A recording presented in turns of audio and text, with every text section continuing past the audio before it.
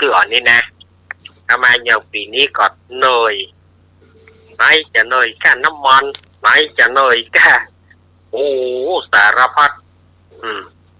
เลี้ยวปีใหม่แล้วก็ม่อยแล้วเนอะเลี้ยวปีใหม่แล้วก็ม่อยเนาะสถานญาติโยมอาตมาก็คงจะไว้แต่อีก่อนเนาะสำหรับในการอู้กันจ่าสำหรับอาตมาปื้นก่อนค่อยว่ากันเนาะต่อไปจะเป็นพายโยมปีกะครับขอการนอบน้อมพระเถรานุเถระทุกรูปทุกองค์ทุกองค์ครับผมครับจากให้อาจารย์พระครูสมุทิวัฒน์วรกิจโจครับผมเมตตาเวลาธรรมะหลายแก่ครับผมกับการวิจารณ์ให้อาจารย์พระครูปฏิการสมัครครับผมพ่อลุงหน่วยวิจารณ์ให้อาจารย์เขารักครับผมครับสวัสดีสุรีพี่สมัยสุริโยดรหน้าธรรมะหลายแก่ครับผมแต่ก็วันนี้พ่อหลานดร.นิสมยินเจ็ดปีนะครับผมสวัสดีครับมากแค่ทุกท่านทุกคนครับผมครับวันจันทร์นะครับขอบคุณที่มาครับผมครับก็ขอกราบไว้สาเมตตาปรมีในท่านพระครูสมุวิศวัตรวรกิจโจนะครับผู้ในวยการสถานีคลื่น104.50 เมกะเฮิรตซ์เจ้าอาวาสวัดฝ่ายหินผู้มีเมตตาธรรมครับแล้วก็กราบนมัสการท่านพระครูบดิกาสมัครญาณสีโลนะครับเจริญพรพ่ออาจารย์ครับกราบไว้สาอาจารย์สมเด็จเอารักปัญโยนันท์นะครับสวัสดีพ่อแนนครับก็สวัสดีครับพี่พิสมัยสุริโยดอนเนอร์เดี๋ยวจะรายงานตัวเป็นคนสุดท้ายนะครับสวัสดีครับแล้วก็สวัสดีครับลุงนุ้ยหรือไอ้นุ้ยสว่างเมฆเนอร์ครับผมดีครับครับผมแล้วก็กราบสวัสดีไปยังพ่อแม่พี่น้องศรัทธาสาธุชนคนดีทั้งหลายนะครับที่ติดตามรับฟังรายการทางคลื่นสถานีวิทยุ104.50 ก็มีนักนะครับท่านพระครูอาทรสังวรคุณนี่ที่วัดบ้านต่อนี่ฟังตลอดเพิ่นยังอวดว่าพี่พิสมัยนี่เก่งไหนเหรอต่อไปก็คือพี่พิสมัยรายงานตัวเด้อก็ต้องขอบคุณที่มาได้ยินได้ฟังถือว่าเป็นกำลังใจนะเจ้าอันนี้ก็แทบเจ้าชีวิตตลอดอยู่นะเจ้าก็ถือว่าจัดรายการมาเหมือนปีนี้ปีหนึ่งจะเป็นนักเลยนักมากคนอื่นอาจจะม่วนแต่ข้าเจ้านี่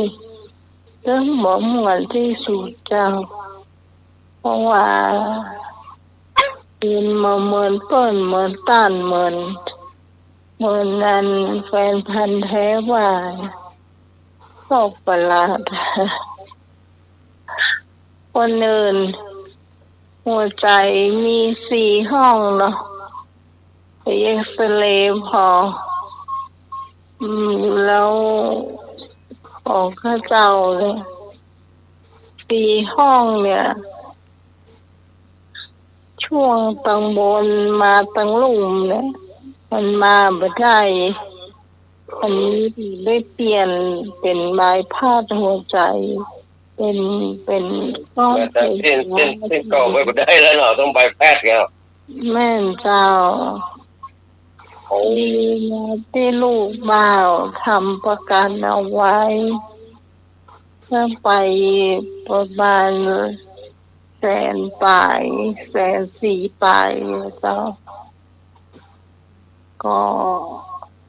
อยู่โรงพยาบาลตั้งแต่วันจักรีเมื่ออยู่เหมือนกันเจ้าแต่ว่าหมอเพิ่นเขาเหมือนนะเพราะว่าไอ้ตัวนี้มันจะไปก็น้องว่าอย่างกับใบพาดหัวใจนี่แหละไอ้ตอนที่เขาฟังอยู่ในร่างกายเนี่ยมันยังมาดีกันแต่เนาะมาเขาต้องให้มันดีก่อน ซึ่งก้อยมาอู้เห็นไหมแต่คุณผู้ฟังที่ห่วงใยอันนี้เขาเจ้าทราบซึ้งเจ้าทราบซึ้งแต่เลย อย่างช่วงเวลาเขาเจ้าเป็นอย่างเงี้ยมีคนโทรหาแม่ตลอดแม่ก็จะคอยบอกว่าคนนั้นคนนี้โทรมาเป็นจะบอกตลอดเจ้าต้องขอบคุณนักอันนี้ก็ต้องฝากรายการไว้กับไอ้หนุ่ยแล้วก็พี่นานเนาะอาจารย์สมัครแล้วก็อาจารย์เมลักด้วยแต่เจ้า ครับ สำหรับพระเจ้าคงจะมีเก้าอี้ก่อนห่วงใยทุกคนที่เป็นห่วงนะเจ้าสำหรับวันนี้สวัสดีเจ้า สวัสดีโยมปี้ สวัสดีนะพี่สมัยเด้อขอรักษาสุขภาพเนาะ ครับพักผ่อนเตอะ เจ้า ผมก็สองผืนนะ พักผ่อนดูเสียงได้ก็น่าอินดู เนี่ยสักว่าก็ดีละ นะครับมัน แต่ ใช้ ตอน เว นี้ ลา ผมเคยหันที่คนใบพัดเนี่ยมีหลายคนหลายท่านเนี่ยแม่แต่พ่ออาจารย์สะอาดทองขันที่พวกกับใบพัดมาน่ะ อ๋อ ที่กระจายเสียงได้ดีเหมือนเดิมครับ เดี๋ยวนี้เสียงใสเหมือนเดิมเรียนแปลนได้เก่งได้ม่วนเหมือนเดิมอันนั้นเพิ่นอายุนักแล้วนะพ่ออาจารย์สะอาดนะเพิ่นอย่างนี้ก็เพราะพี่สมัยอายุน้อยอยู่นี่เดี๋ยวก็หายละแต่ต้องพักผ่อนนักๆเนาะ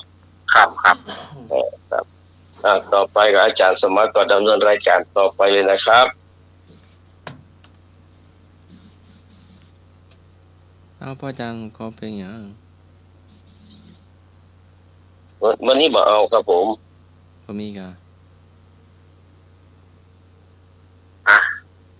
สำหรับท่านที่จะขอเพลงเนอะสำหรับญาติโยมที่จะขอเพลง053226 058มาเลยเด้อสำหรับญาติโยมที่จะขอเพลงเนาะ ไปสาโอ้โหไปกินตาจันสมัครเจ็ดกิโลครับผม เพื่อนพ่อนโยมเอก ไปสาอาจารย์สมณีรักครับผม สวัสดีไอเอกเนอะ วันนี้เอาไว้สวยสุริยร้อนขอให้หายทีเดียวหายแต่เนอะสวัสดีลุงหนุ่ยสวัสดีครับผม ครับผมดีครับผม สวัสดีพี่นันอินสมเจ็ดสีครับผม ครับสวัสดีครับเอกครับ วันนี้ขอเพลงตาเหนียวมานกแก้วมณีครับร้องครับผม ตาลเดียว ชื่อเพลงตาเหนียวมานกแก้วมณีครับร้องครับผม ครับ ครับ ครับไว้สาขอบคุณมากครับสวัสดีครับผม ครับ เอกชื่อเพลงตาลต้นเดียว ไม่ยาวมาก่อนเรื่องนี้นะ ตาลต้นเดียวมานกแก้วมณีสายที่2 ครับผมตามนมัสการพระสงฆ์องค์เจ้าสามเณรทุกลูกทุกองค์นะครับ สวัสดีผู้หลวง ทุ ปู่ กท่านทุกท่านทุกคนด้วยนะครับผมวันนี้ขอฟังเพลงนางแก้วนะครับของใครนะ นางแก้ว แก้นแก้วสุพรรณ ขอให้เพลง นาง หรือ แก้ว ว่าโทนทองใจ นะ อืม ผมเพลงนี้มอบให้ทีมงานธรรมะใครเครียดทุกท่านทุกคนนะครับผมสวัสดี ครับคุณหลวงปู่ ผู้หลวงปู่มาละพะเยากับป่าแซงไอ้เมียงวะเชิญไอ้เมียงมา เอามาแถมเนอร์053226 058มาพอจะขอเพลงค้างแถม3เพลงเนอร์แถม3เพลงมาละ2ละมีอยู่ก็ มาไว้เล่นน้ำอีกบ้างทิ้งว่าเป็นจองเลยกัน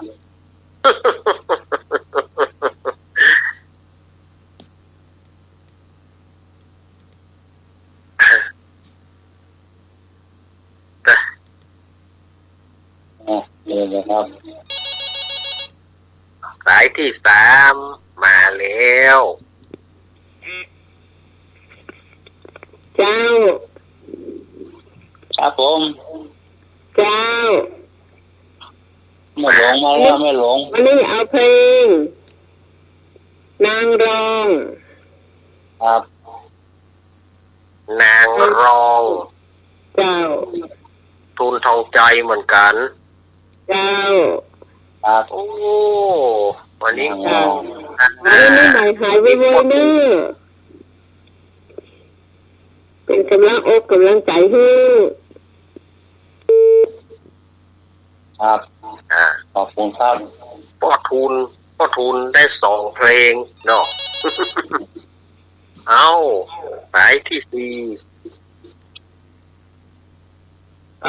สวัสดีครับขอฟังเพลงเหรอครับ เอาเพลงเอาใช่ หนึ่งในดำเนินครับ ของสุรพลสมบัติเจริญนะครับ 1ในดำเนินสุรพลเนาะ ผม โอ้ ให้999นะครับ ครับ ทุก นะ ค คน นะครับที่ฟังรายการธรรมาคลายเคนนะครับ เอาขอบคุณหนักๆเนอะไอ้เนอะ อ้ายห ม ยั อบ ง กับทีมงานมอบกับทีมงานธรรมาคลายเคนทุกคนนะครับ ครับผม โอ้จักจือเสียงนะครับ ครับ ขอสุมาตัวอย่าฟังตลอดนะครับ ครับผม ครับขอบคุณหนักๆนะครับ ครับผม ครับสวัสดีครับ ครับ เอาแหมสายหนึ่ง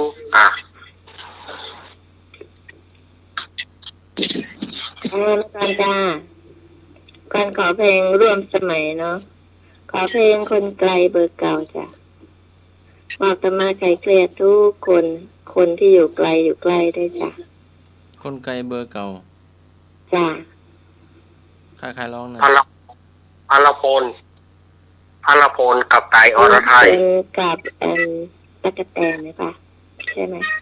ใช่ป่ะคะอาจารย์ในร้าน พลพลกับไก่อรไทย จำไม่ได้ มีพลพลกับไก่อรไทยที่ถ้าต้นฉบับมันจะเป็น ก็ไม่หาแฟนเป็นแท้ได้เนอะหายไปไหนโทรหาเนอะโทรหากามไปอยู่ตังใดไอ้เนอะฟังเพลงอะไรขอมาเนอะได้อีกสักเพลง ตอน จะตังไปเอามาแล้วเนอะเอาเงินมาลงทาน200จ้ะ อ๋อ ขอบคุณจ้า บางไม่ลืมได้ยินเสียงหรอที่นั่นบางไม่ลืมนะ โอ้หน่อ ครับ โอ้หลายติดแล้วนะ ร่างสายนี่ก้า กราบพระษาพระครูสมุฟิสุวัตวรกิจโจผู้อำนวยการสถานีคลื่น 104.50 เมกะเฮิรตซ์เจ้าวาดวัดสายหินเจ้ากราบพระษาพระครูบัติกาสมัครยานักศิโรรองเจ้าวาดวัดสายหินเจ้า เจริญพรแม่พร กราบพระษาพระอาจารย์เนรรักเจ้า สวัสดีแม่พร เจ้าสวัสดีน้องใหม่เจ้า ขอน้องใหม่เป็นกำลังใจให้น้องใหม่ขอให้หายเร็วๆนะเจ้า เจ้าสวัสดีพี่หนานเจสีเจ้า สวัสดีครับ เจ้าสวัสดีลุงนุ้ยเจ้า ครับผมดีครับผม เจ้า สวัสดีธรรมะใครเครียดทุกท่าน วันนี้พี่ฮอนจะขอเพลง สัญญารักกวานพะเยาของน้องอ้อมรัตนังเจ้า สัญญารักษ์กวานพะเยา ใครร้องนะ น้อง อ้ อ้ อ อ ม ม รัตนัง ลูกสาวของพ่อศรี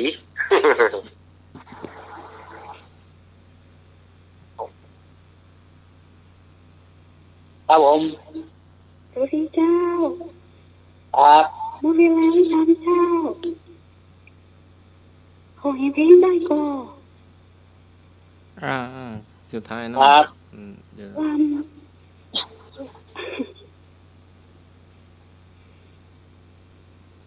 เป็นไงครับผม เจ้าลามโอที่ไหนบ้าง เพลงอย่าง ลามเร็วดู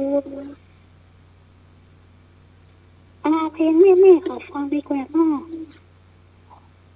ของแม่พงศรีด้วยจ้ะ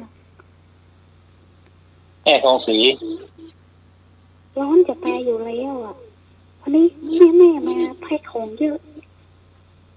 คนหนุ่มมาฟังก็ได้เนาะ ของแม่พองศรีเนาะร้อนจะตายอยู่แล้วเนาะ อ้าว เจ้า ฝนมันร้อนเกินแต่ร้อนจะตายอยู่แล้ว ร้อนจะตายอยู่แล้วขอพี่สมัยหายเร็วๆนะเจ้า เพิ่นฟังอยู่เนาะ ตัวเนาะทำหน้า ครับ ที่ทุกคนสวัสดีเจ้า ครับผมผมครับ ขอบคุณนักเนอนะ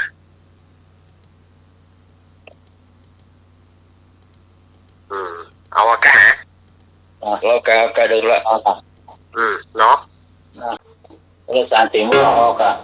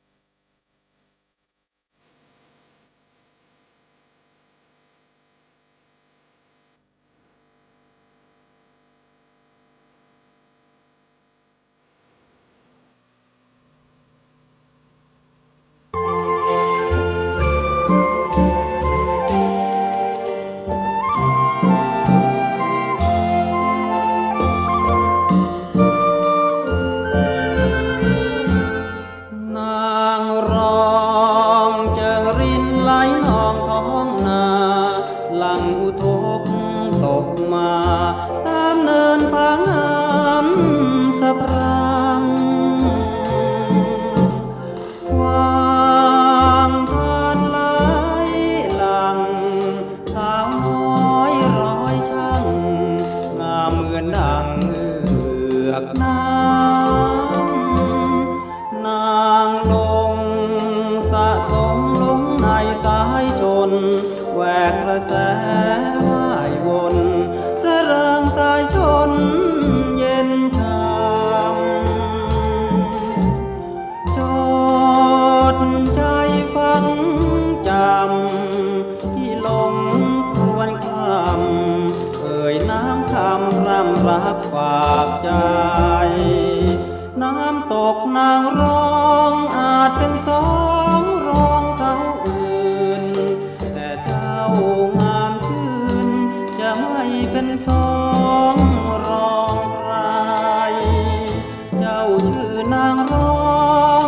แต่น้องจะรู้บ้างไหมนางเอกประจำใจที่มั่นหมายไว้แต่น้องนางเดียวนางร้องพี่ปองน้องเป็นขวัญตาเจ้าเป็นข้าวผู้นาที่จึงขอมาเก็บเกี่ยวมอบใจรักเดียวเสมือนคมเขียวเกี่ยวหัวใจจะไว้ครอบครอง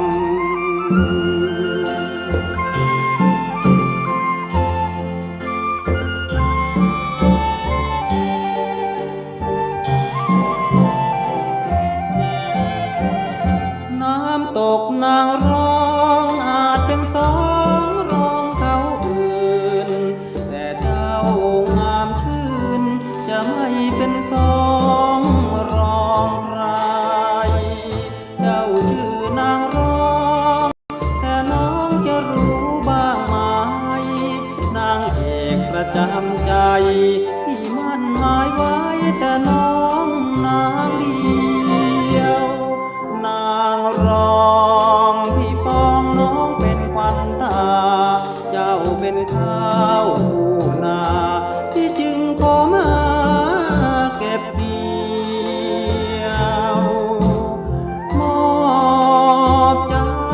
รักเดียวเสมือนคมเขียวเกี่ยวหัวใจจะไว้ครอบครอง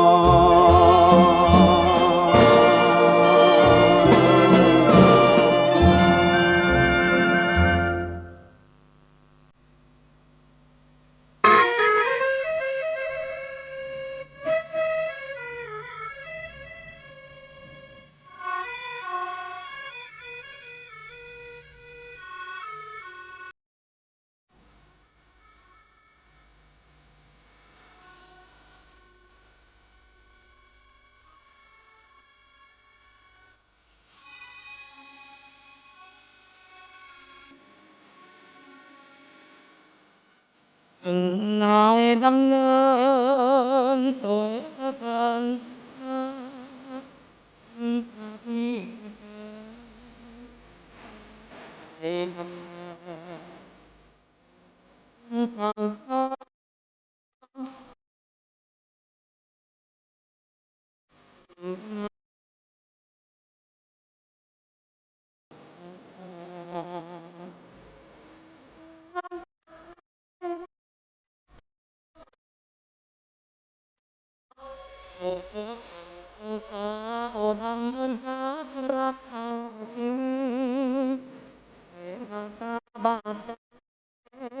tuổi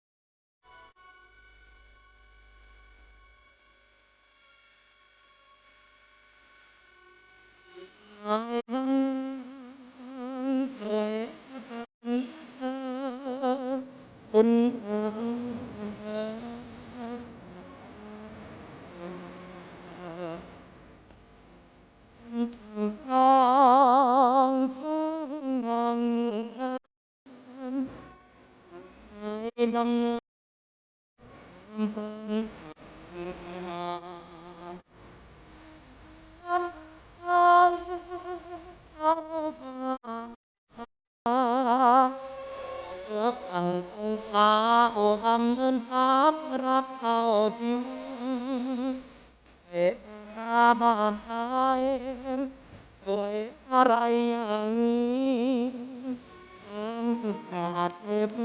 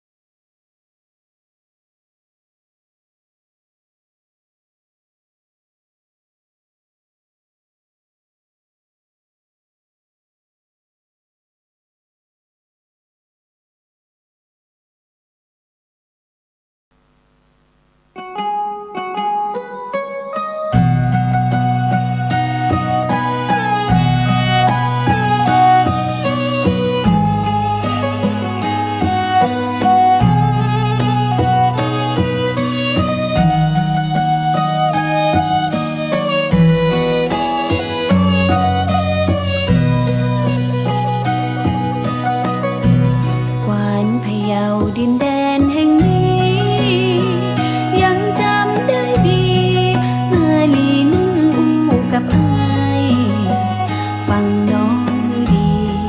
มาลีบ่จากไปไหนตึงวันยังคิดถึงอายทุกลมหายใจมาลีโอ้หวานพะเยาที่เฮาสัญญาบอกฮักกันมาสัญญาเมื่อคราเดือนยี่คิดมากไปเองห้องเพลงต่อว่ามาลีหัวใจน้องยังคงตีบ่มีจะคิดนอกใจน้องมาทำงานอยู่ที่บางกอกน้องบ่ได้หลอกอยากบอกให้หายสงสัยน้ำใจมาลีคนนี้บ่มีเปลี่ยนไปกี่ปีน้องยังหักอายตราบใดบ่ตายจากกันอายบอกหักจริงจะจริงแค่ไหนวัดกันที่ใจว่าไผจะจริงกันนั้นวันลอยกระทงแน่จริงเฮาก้อยเจอกันมาลีขอทวงกำมั่นเกยสัญญากันปีกว่าพะเยา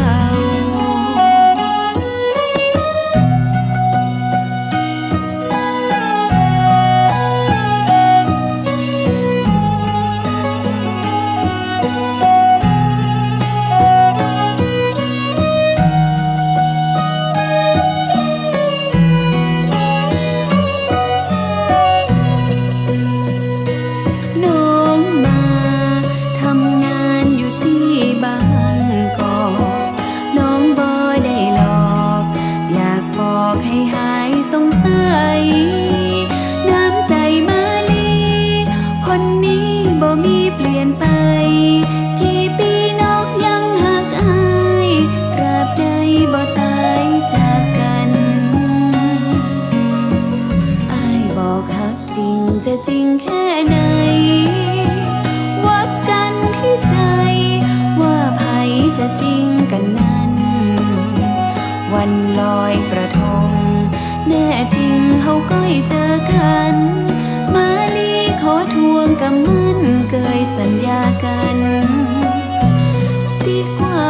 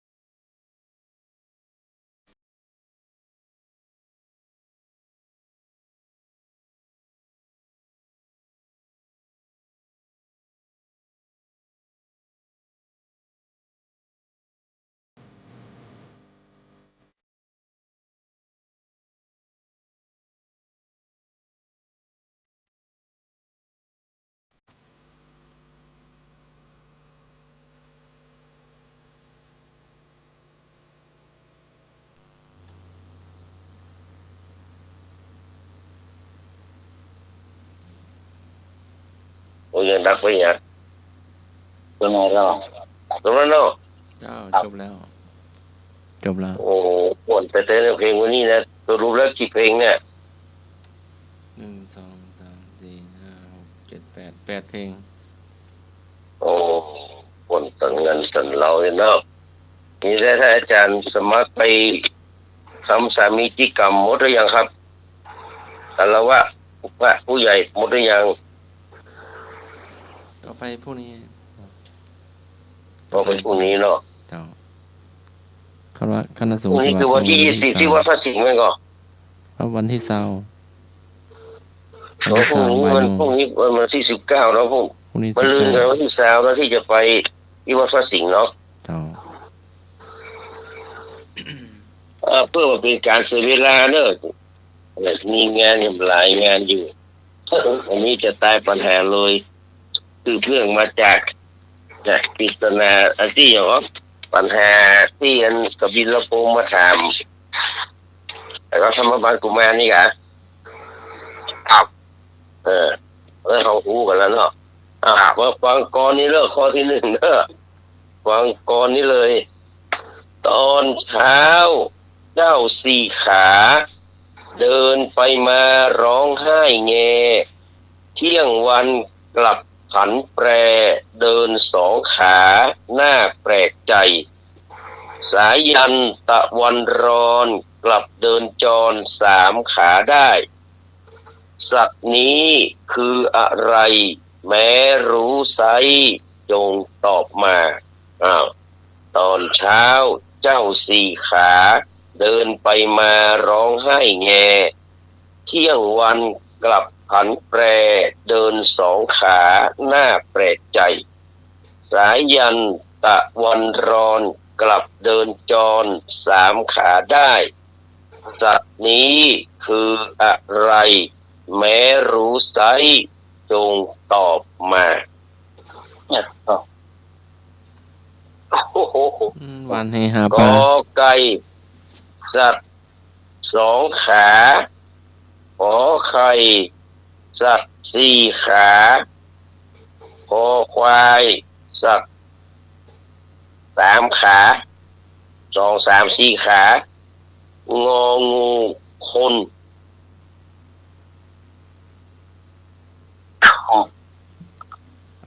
นะครับ เอาลองตอบกันมาเนอะ ตอบกันมาเนอะ 053-226-058ต้องรีรอโจ๊กเลยเดี๋ยวเลยครับ นมัสการพระครูบาติกาสมัยยานาสีโลค่ะ เอิ้นพรแม่ก่อน สวัสดีพระอาจารย์นมัสการพระอาจารย์ในรัฐค่ะ สวัสดีแม่ก่อน โอ้ยมันร้อนเลยมึนสวัสดีหน่อยจ้า ครับผมดีครับผม สวัสดีพี่นันพี่สมดรค่ะ สวัสดีครับผม สวัสดีธรรมทายเกียรติทุกท่านขอให้น้องใหม่หายไวๆนะจ๊ะ ครับ พี่กรณ์ตอบคนจ้ะ นะ คนจ้ะตอบข้าวงองูจ้ะ น้อง ตอบคนเนาะ งองูเนาะคน ว้าว ครับ เอาละสายแรก 4ขา3ขา2ขาโล ค่ะ เอาคนหาบน้ำนั่นคนทำนั้น คนแหมแนมอีก อืม มาแถมเจอเนอร์ ครับ 053-226-058มาเลยเด้อ แต่พิษประทุก เจ้าพี่คนก็เอาคนเนอะเจ้าข้าวงองูเจ้า ห้องงงบริการมา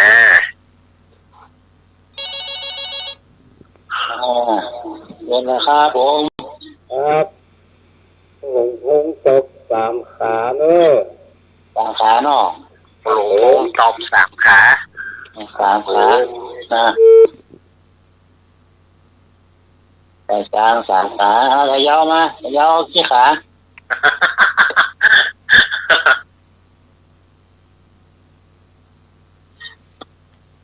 ไม่ย่อยนะไม่ย่อยแต่งก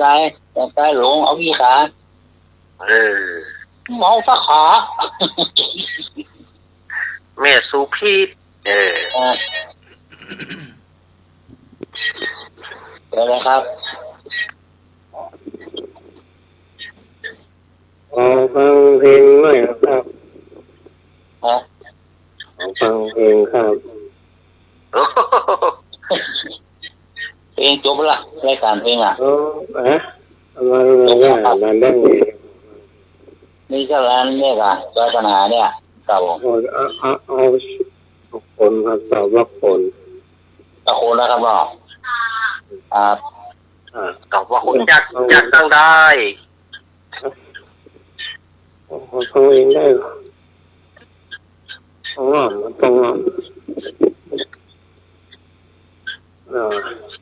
205322605 8ครับผมมาแถมเนอร์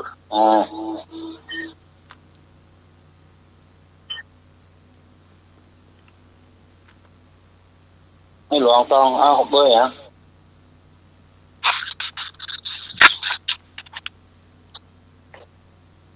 ต่อไปก่อนที่จะเฉลยเนาะเอามาฟังปริศนาทำวันสงกรานต์หรือว่าวันปีใหม่เบื่อว่าเราเนี่ยวันนั้นมีโอกาสได้ไปเปิดแอนสมบุติเทศของเงินหลวงพ่อประยุนธรรมจิตโตหรือว่าพระพรหมบัณฑิตเนี่ยหลวงพ่อสมัยเพิ่นยังเป็นพระธรรมโฆษาจารย์อยู่นะวัดประยุนวงศาวาสแหละเพิ่นเขียนเอาไว้ว่าปริศนาธรรมวันปีใหม่หรือว่าวันสงกรานต์ที่ขาวกบิลพรหมได้ถามธรรมบากุบาลนะว่าเจ้าแม่ตอนข้ามกาลาสีที่ไหนมันก็หมู่เฮาหูกันหมดแล้วเนาะ900%กันหูแล้วว่ามันอยู่ที่ไหนเนาะแต่มันเป็นปริศนาธรรมนะครับที่หมายถึงว่าเจ้าเนี่ยมันเป็นปฐมวัยเที่ยงเป็นมัชฌิมวัยหรือว่าวัยกลางคนเนี่ยแล้วก็เย็นก็คือปัจฉิมวัยเวลาเขาเนี่ยตื่นมาเมื่อเจ้าแล้วก็ต้องทำงานช่วงปฐมวัยนี่เป็นเชื่อว่าเป็นช่วงที่เป็นเวลาเป็นเงินเป็นทองเนาะเป็นต้องกอบโกยเอาช่วงเนี้ยการศึกษาเล่าเรียนหาความรู้เปิดก็ว่ามันเปรียบเสมือนหน้าตาก็ราศีเขาก็อยู่ที่หน้าเนี่ยมันจะต้องซ่อหาช่วงเนี้ยถ้ามันเกินไปกว่านั้นเนี่ยพอทนหน้าดำกำเศร้าเราไม่ได้ละเนาะแต่ตอนช่วงหาช่วงปฐมวัยเขาเนี่ยก็คืออายุตั้งแต่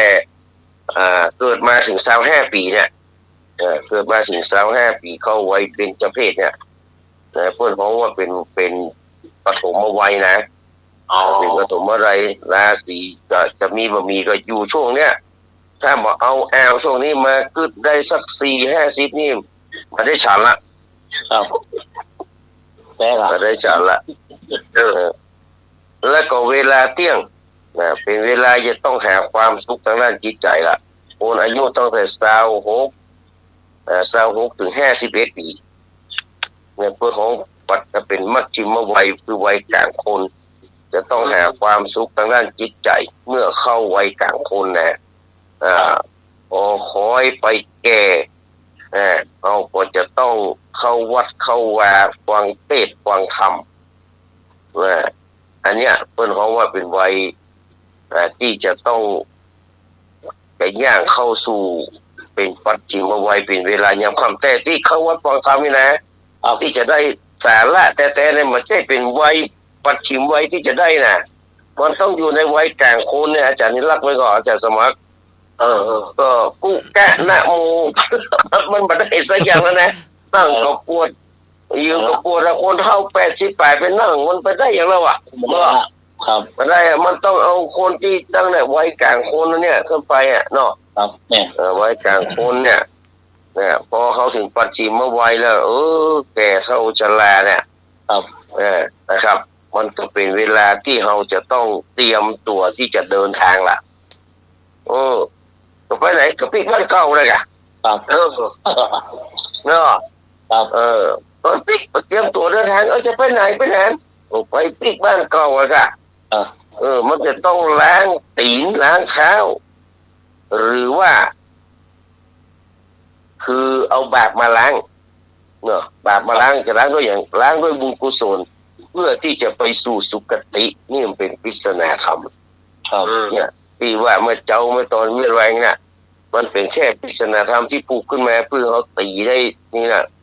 มันก็มีนิทานเล่าว่าสฟิงค์เป็นอะไรเป็นสัตว์ที่น่ากลัวเพราะว่าชอบยับคนกินเป็นอาหารโดยจะเป็นดักอยู่ในทะเลทรายเวลาคนผ่านไปผ่านมาสฟิงค์มันก็จะถามคำถามว่าสัตว์อันอย่างตอนเจ้าเตียว4 ขากลางวันเดิน2 ขาพอเย็นมาเล่น3 ขาคนใครตอบผิดนี่สฟิงค์จะยับกี่หมดละถ้าใครตอบถูกมันก็จะปล่อยตัวไปอย่างที่ผมเอากรมาอ่านเมื่อกี้นี่นะครับส่วนมากคนมันจะตอบมาได้ไงก็เลยถูกสฟิงค์กินแต่วันนี้หมู่เฮาตอบได้หมดแน่โต๊ะมือตัวเก่าเนอะมันเป็นเหยื่อของสฟิงค์ล่ะแต่สมัยนั้นนี่คนปัญญามันสื่อสารมันมาดีด้วยเนาะมีใครมาถามปัญหายังผมถามเลยกันเนาะมีคนที่ตอบได้ชื่อโอดิปูดเป็นว่าไงมันจะไอ้ปูดสีแดงบ้านเราน่ะโอดิปูดโอดิปูดตอบว่าสัตว์ที่ว่านี่ก็คือมนุษย์หรือว่าโคนนี่แหละโคนเฮาเนี่ยตอนเจ้าเตียว4 ขาเพราะอย่างมันอยู่ในปฐมวัยเป็นละอ้อนี่ก็การไปการมากับ4 ขาก็มันเอาใจ2 แขน2 ขาก็2 แขนแทน2 ขารวมเป็น4 ขาการไปมาให้ตัวให้ไถ่ให้วายบางคนก็ยิ้มแต่บางส่วนไม่จะให้เนาะกำลังยิ้มอยู่ดีแห้วล่ะให้ให้ละโอ้ยแล้วก็พอมันเที่ยงวันก็คือหมายถึงว่ามันใหญ่ละขึ้นมาใหญ่หน้ากล้าบานขึ้นมาแล้วสักแค่6 ปีก็เที่ยวได้กับคนเราเนาะเที่ยวมั่นเราได้กับ2 ปีเที่ยวได้เลยกันเนาะได้ละก็2-3 ปีมันก็เที่ยวได้แล้วกันแต่ถ้าจะขึ้นแข็งแรงแต่มันต้อง6 ปีขึ้นไปหรอกเมื่อเรามือข้ามูเขาได้กันเที่ยว2 ขาได้ละพอมาตกสายยันเย็นหรือว่าสายยันเพราะนั้นสายยันแปลว่าค่ำเนาะสายยันตะวันร้อนนี่นะกลายเป็นปีกไปเป็นละอ้อนแหมกำโดน2 ขามได้ไงเที่ยว2 ขามาได้ละแต่เที่ยว4 ขาก็บอกให้เปิงแต่ถ้าเอาไม้เต้ามาช่วยค่ะมาช่วยเห็น1 ขาก็เลยกลายเป็น3 ขาเป็นว่าพอมีคนตอบได้โอดิปุสตอบได้นะแต่สฟิงค์ก็เลยหมอบตายอยู่ตรงนั้นนั่นเองแล้วก็มีคนเอามาสร้างเอาคนมาสร้างสฟิงค์เป็นตัวสิงโตนะเพิ่นว่าสฟิงค์เนี่ยเป็นตัวสิงโตเป็นตัวสิงโตแต่หน้านี่เป็นคนหมอบอยู่ที่หน้าพีระมิดที่ประเทศอียิปต์เพราะว่าตัวที่เขาทันถ้าเราพีระมิดมันจะมีตัวสฟิงค์หน้ามันเป็นคนแต่ตัวมันเป็นสิงโตมันก็เป็นปริศนาธรรมว่าถ้าสามารถจัดการมูลนี้ได้แล้วสฟิงค์ก็มีความหมายสฟิงค์ก็คือพวกตัณหาราคะหรือว่าอย่างวัฏสงสารทั้งหลายนี่แหละที่เขาเวียนว่ายไปถ้าเขาตัดบ่วงมูลนี้เสี่ยงหมดเลยนะก็มีปัญหาแล้วเนาะตัดบ่วง3 เงาตัณหา3 เงาเนี่ยได้เรียบร้อยตั้งแต่ลูกเนาะมีบุตรบ่วง1 เกี่ยวพันคอซับหน่วงบาคอซับผูกบาคาพอผูกไว้นะแต่มีหรือว่าภรรยาเหมือนกับเชือกปอรัดรึงมือนา3 บ่วงนี้หลุดพ้นจึงพ้นสงสาร เพราะว่าอย่างว่าภาษาเมืองเขาว่าก็ตันหาลูกนี่นะมันเชือกเลยเหรอผูกคอนี่เนาะตัวเชือกผูกคอแต่ผัวเมียนั่นเนาะเหมือนปอซุปแต่อย่างว่าทรัพย์สินทรัพย์สินก็เหมือนกับอย่างว่าอย่างนั้นแหละเพราะเนี่ยตันหาเนี่ย3อย่างเนี่ยเพราะว่าถ้าไผ่หลุดได้ดิ้นได้นะมันมีละว่าตาสงสารนี่หลุดไปหมดอะเนี่ยเพื่อนของตันแห่3เงาเนาะแต่ก่อนนี่ฟังทุกเจ้าเพื่อนเตะม้วนกันนะเนี่ยอันเนี้ยตันแห่3เงาไผ่สลัดออกได้นี่ก็พ้นจากสงสารเนี่ยมาได้ปีกมาเวียนว่ายตายเกิดละตู้ก่อนเนาะเนี่ยมันมีละแต่กูวันนี้เขาก็ได้อยู่กับ3เงาเลยกะก็และขนาดตู้เจ้าก็ยังมีแต่เพื่อนไม่ได้เนาะก็อันเมฆอย่างก็ที่เป็นนางพยาบาลล่ะเจ้ากำลังดังเนี่ยตู้นิมนต์ตู้เจ้ามาบ้านโอ้นึกว่าลืมมันมีกล้องน้องเพื่อนพอเนี่ยน้องเพื่อนตั้งกล้องไว้กับขี่รถไป60 กิโลได้ปิกมาจุดบัดหกไร่อ่ะตู้เจ้าก็ได้ปิกขวางตึ้งคนเรามันมีสเปซนะฮะเนาะต้องระมัดระวังเพราะฉะนั้นคนจึงเป็นคำตอบที่ถูกต้อง 100% มันมีไปต่อนี่ไอ้ชงคนเดียวไปเอา3 ขา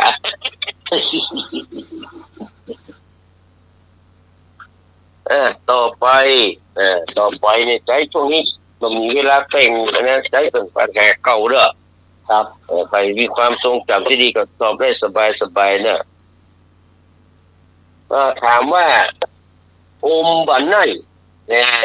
อมบันไนเป็นปริศนาคำคืออะไรอย่างนี่อมบันไน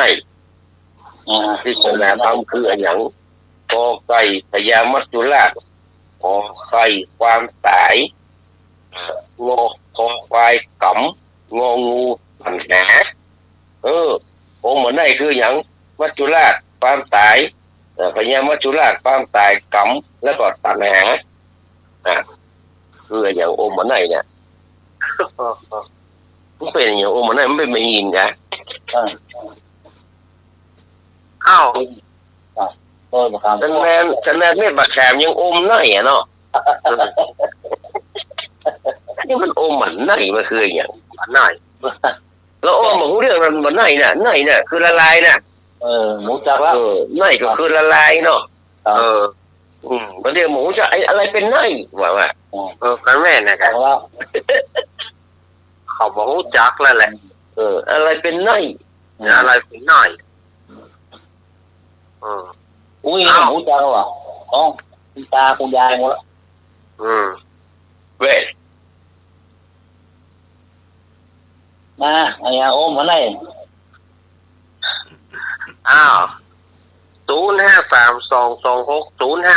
เอามาเลยเนอะญาติโยมเนอะอมอะไรไม่ไหนโดนสปริงกี่หมดแล้วอะอมเมี่ยงแต่สมมติอมเมี่ยงมันตันไหนเลยกันมันลงคอยก็ได้โอ้ยเกียผมเมียนมาแล้วเด้อเจ้าพี่พรเอาข้าวควายกำเจ้า3หน่อก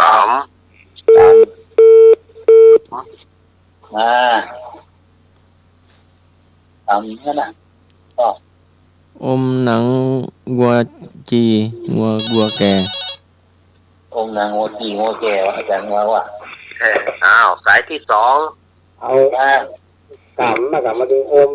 ตึ้งเชียงว่าอมตึ้งไม่กำไม่ครับผมกำนั่นเนาะครับผมกำมือก็วางหัวกำครับวางบอก2แล้วนะกำ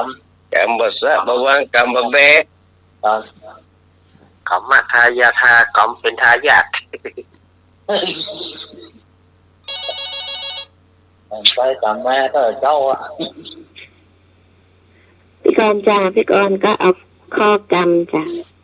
กำเนาะข้อกำเนี่ยไม่ก่อนเนาะ จ้า สามละสามกล่อมแล้วเด้อ สามกำละ สามครั้งเด้อ มีแอมก็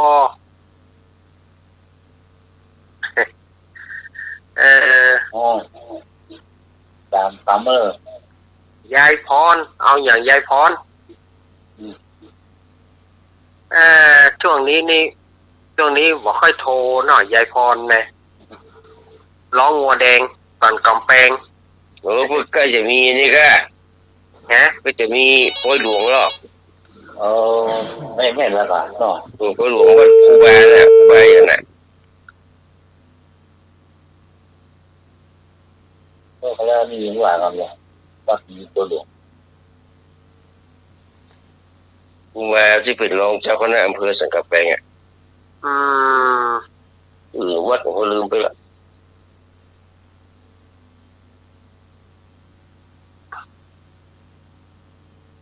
โอ้ละกัน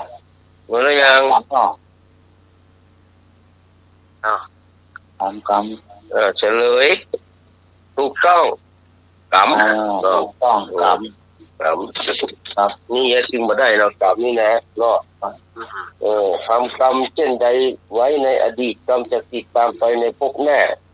มันเหมือนพืชพันธุ์ที่หว่านไว้ในเนื้อนาผลย่อมปรากฏเป็นเส้นเผ่าพันธุ์นะครับดู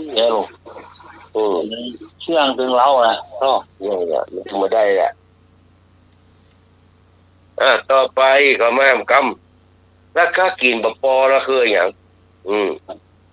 กินบะปอคือข้อใดกินบะปอคือข้อใดก็กามตัณหาขอภวะตัณหาขอวิภวะตัณหางองูถูกทุกข้อกินบะปอกินบะปอเลยหลังเอากินมุมบอมผมเจ้าก็กินตัวมุมตัวข้อกินตัวหอตัวกินจะได้บะปอ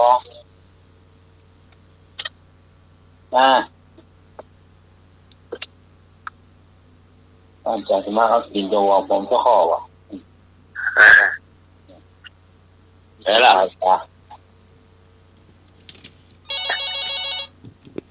แม่ครับผมเอาข้อกไก่ก็ครับ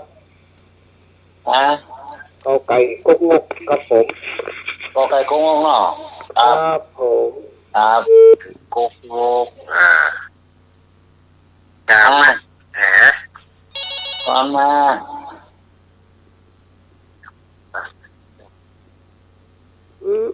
ยังจะ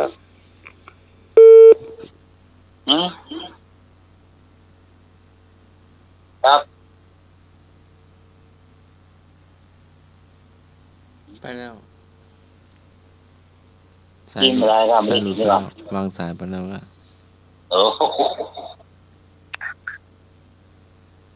กินอะไรครับไม่กินไม่ต้องครับผมเจ้าพี่พรข้อถูกทุกข้อนะเจ้าคือตัณหาถูกทุกข้อเจ้าทุกข้อครับเรื่องวัดกลุ่ม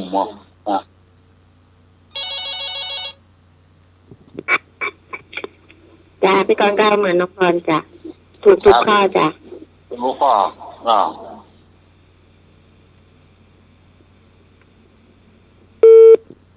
ก็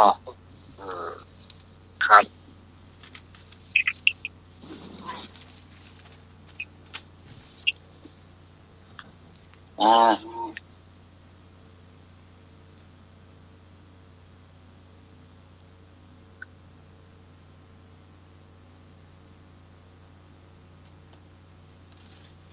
ไข่อย่างกินอย่างจะมากินอย่างวอมหอมเจ้าพ่อ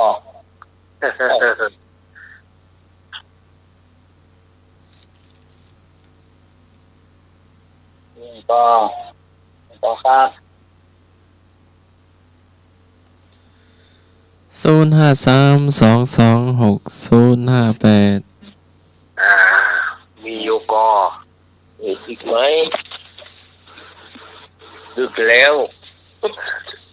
ดึกแล้ว ทำมีป้อนแอนจะได้เฉลยเลย จะเลย ครับ ก็ตัณหาสามเงาในที่นี่ก็ ครับ กามตัณหาเพราะว่ากามตัณหาก็คือความใคร่เนาะ ครับ ความใคร่ความอยากอย่างนั้นเนี่ยเพราะว่าตัณหานี่ก็คืออยากจะเกิดมาแหมเนาะอยากจะเป็นนั่นเป็นนี่เพราะว่าตัณหาให้เป็นนายกให้เป็นโอ้ยรวยไม่ไหวแล้วเนี่ย ครับ รวยเพราะว่าตัณหารวยไม่รู้จบรวยไม่รู้หมดเลยเนาะรวยไม่ไหวแล้วเนี่ยแล้วก็วิภาวะตัณหานี่ก็คือตัณหาที่ไม่อยากจะเป็นอย่างเสียอย่างให้เป็นเสียอย่างไรอันนั้นก็เป็นตัณหานะก็มันคือมันแบบปอซะเตี้ยแหละอันนี้เขาเรียกว่ากินแบบปอผูกข้อไปเลยครับส่วนมันมีคำว่าหรอพูดว่าอย่างว่ากินแบบปอขอมาได้กินแบบปอขอมาได้โอ้มาได้ใหญ่เหลือเมืองนี่คือปัญญามัจจุราชได้ป่ะมาตึงใหญ่แล้วเพิ่นหมดอะเนาะมาตึงหมดสุรปัญญามัจจุราชเนี่ยว่าความตายก็ขอมาได้นะความตายเอาเงินไปซื้อเนาะมาได้ก็ไปขอมาได้ก็ไปซื้อก็มาขายนี่เนาะนี่คือความตายแต่ว่าคนที่ใหญ่ก็คือปัญญามัจจุราชใหญ่เหลือเมืองมันตึงมาสนใจมันได้ยินนะผมเสียไปเอาเพิ่นไปผิดตรงนี้เนาะตั้งใครว่าก็สองคนไปก็สุวรรณก็ไปก็สุวรรณไปจดบัญชีเพิ่นผิดชื่อเหมือนกันนามสกุลเหมือนกันเนี่ยสนอเทียนทองเนี่ยเนาะมีเป็นหลายหมื่นคนอ่ะสนอเทียนทองนะแม่นเต็มไปพอวันเดือนปีเกิดเพิ่นโอ้โหสนอเนี่ยปะเตรียมมามาตรวจสอบรายละเอียดบัตรใจตกรรมโรงพยาบาลก็มีสิทธิ์แพทย์กันเนาะพาดกันมันก็มีสิทธิ์แพทย์กันเนาะโรงพยาบาลร่วมใหม่หรอนั่นแหละเจ้ายังผิดพลาดหรอเนี่ยไม่ใช่พระพุทธเจ้าผิดพลาดเพราะหยังตีหนักมาบวชไงแม่ถึงได้เป็นมนุษย์โสซีเนาะเพราะเมื่อก่อนบวชมาเธอจงเป็นภิกษุมาเถิดพระพุทธเจ้านะเขาว่าพุทธเจ้าบอกมีผิดพลาดมีก็เอาหนักมาบวชเพราะว่าแต่กับผู้ก็บอกผู้เนาะคนบอกผู้นั่นผมตัวมาบวชแต่แล้วก็ไอ้หมู่ที่มาบวชแล้วก็ที่ว่าอย่างนั้นที่มาบวชเพื่อที่จะมารักษาตัวเป็นขี้โรคมองข้อเป็นอย่างนั้นมาบวชที่กาที่เชื่องเลยจริงพอชีวโกรพัฒน์ผมจะมารักษาไปเลยแหละเพื่อรักษาแต่พอพระเจ้าพระนายแล้วก็พระเจ้าหรอกคนบ้านคนแทนที่คุณจะไปรักษาหรอถ้าประจำเป็นไม่มารักษาแล้วเขาก็เลยปลอมมาบวชไงก็ต้องถามว่าจริงเป็นจิตจักอีกเลยเป็นมองข้อก็อย่างก็เป็นมองข้อมันคล้ายๆวัณโรคเนี่ยครับมองข้อนี่คล้ายกับวัณโรคร้ายแรงมากติดต่อด้วยเนาะเนี่ยบางคนมันอยู่บ้านมันหมองอย่างไรมันต้องหนีมาบวชครับหนีมาบวชเพื่อที่จะเงินที่พวกคุณรับรักษาตัวเนาะนั่นแหละมันก็เลยต้องตั้งคำถามว่ามันนักละไปเราไปข้อสุดท้ายละครับใจนี่เก่าเขาผมรู้วังฝังดินไว้อยากจะทราบว่าฝังดินไว้เนี่ยคือข้อใดฝังดินไว้คือข้อใดก็ไก่เลี้ยงดูพ่อแม่ตอบแทนบุญคุณพ่อแม่นะใจนี่เก่าหรอกแล้วก็ดูแลลูกเต้าเข้าปั้นส่งเสียการเฮียนเนาะลดแล้วก็ขอควายไว้กินเอาไว้ใจผมรู้วังแล้วก็หวังดินไว้นี่มันคืออย่างทำบุญในพระพุทธศาสนาถามว่าฝังดินไว้นี่คืออย่างเลี้ยงดูพ่อแม่ดูแล ลูกเต้ากินหูดเน่าเข้าไปแล้วก็ทำบุญในพุทธศาสนาฟังดีไว้นี่คืออย่างมาฟังดีเอามาเลยจ้าพี่จันจ้ะแล้วก่อนเอาข้อสุดท้ายทำบุญในพระพุทธศาสนาจ้ะครับทำบุญไว้กับพุทธศาสนา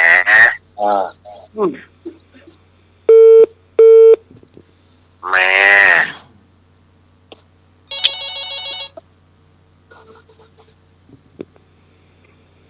ครับผม ครับพ่อทำบุญไว้ศาสนามาจากครับผม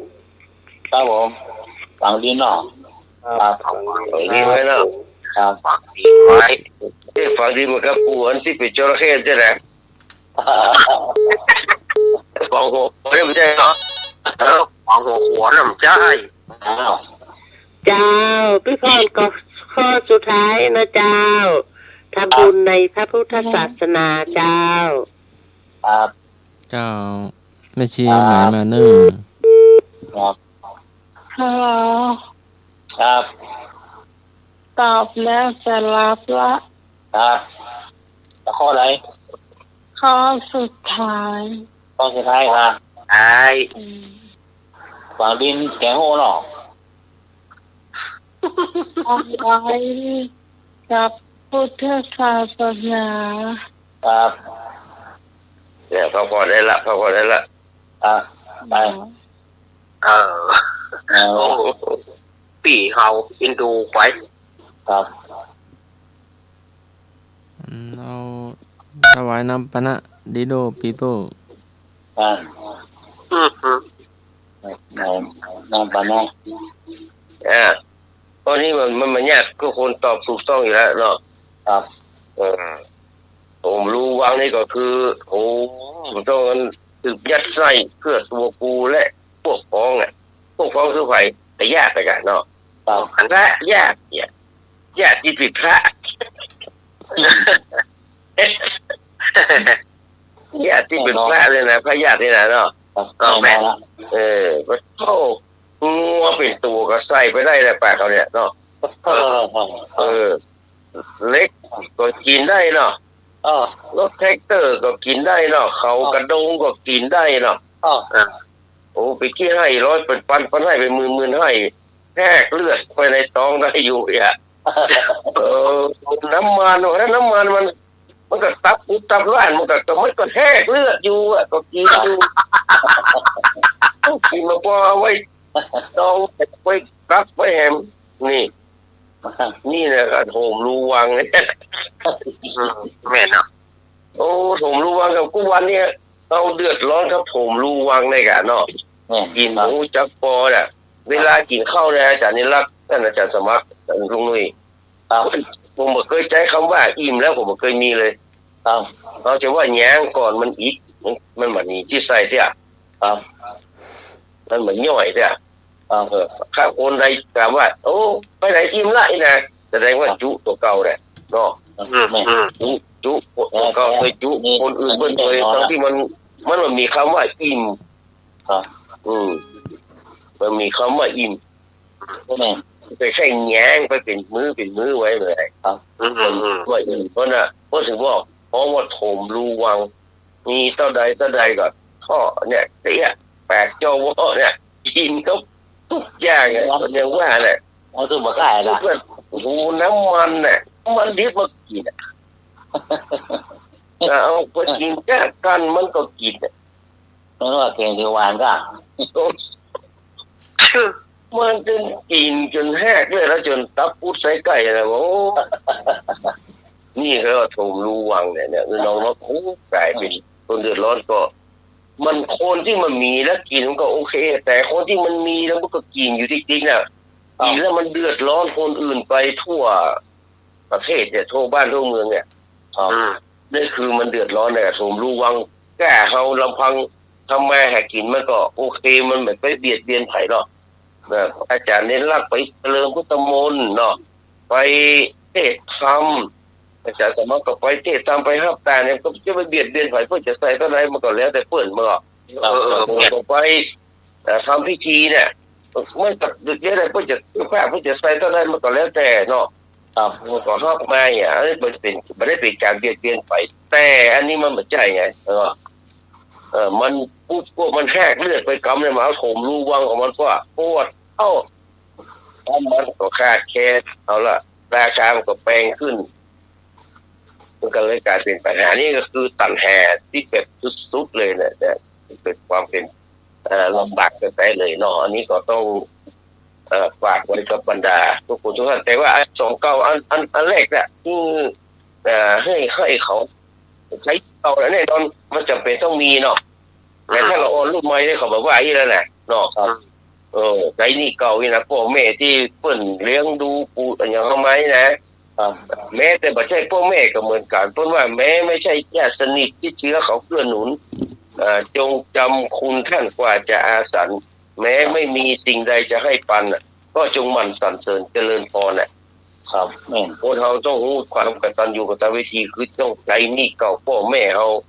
าอาจจะไม่ได้ครบเท่าเปิ้นแต่ว่า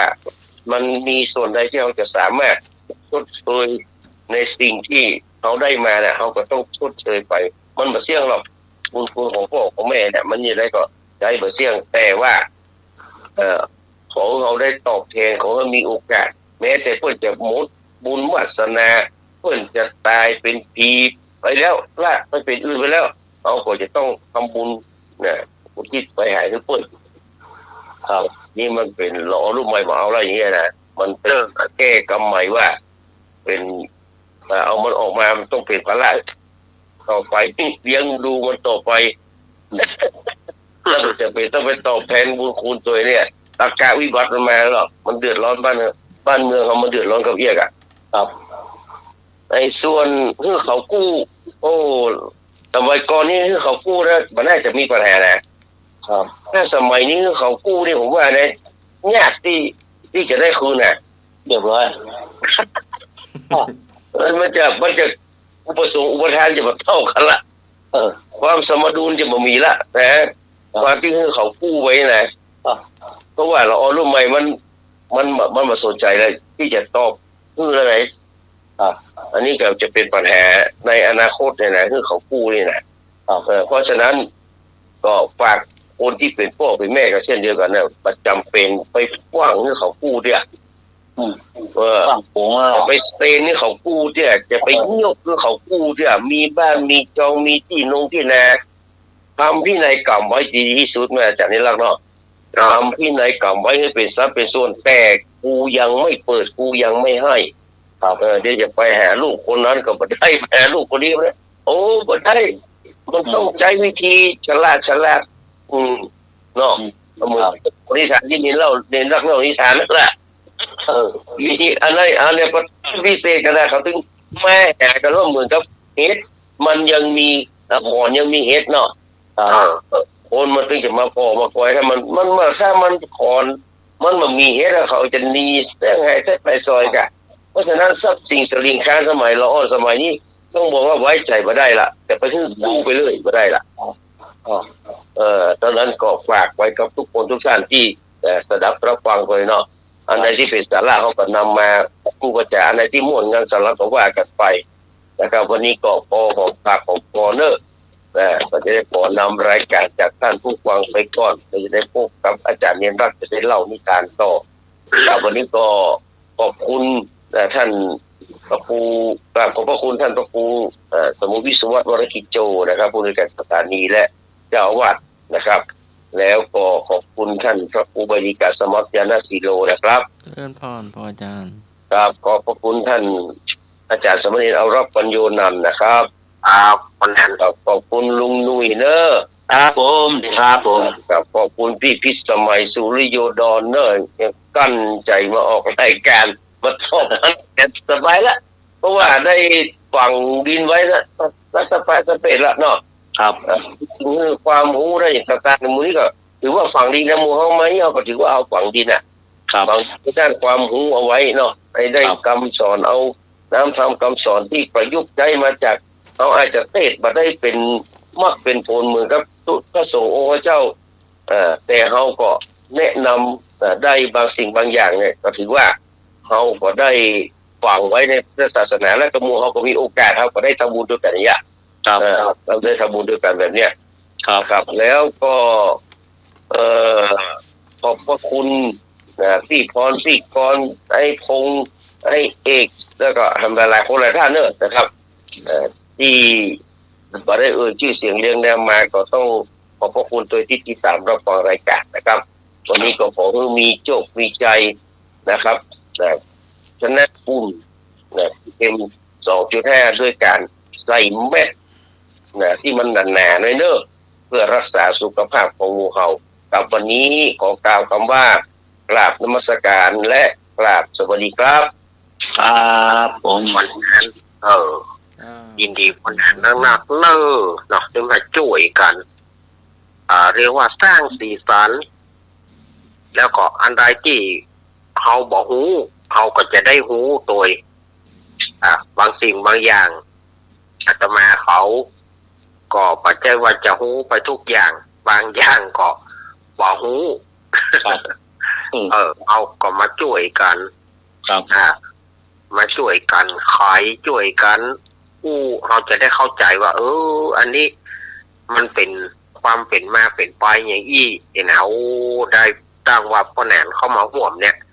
เขาก็ได้สีสันอย่างนักแล้วเขาก็ได้มีความรู้อย่างนักตัว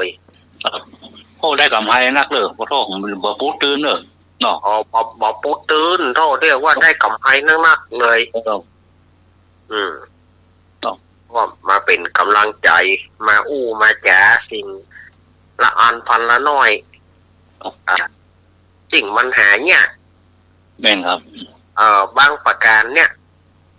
จะมีการที่ว่าจะมามาจ๋าให้คนเขาเข้าใจเนี่ยมันยากอันนี้เขาฟังดูแล้วง่ายแล้วก็เข้าใจง่าย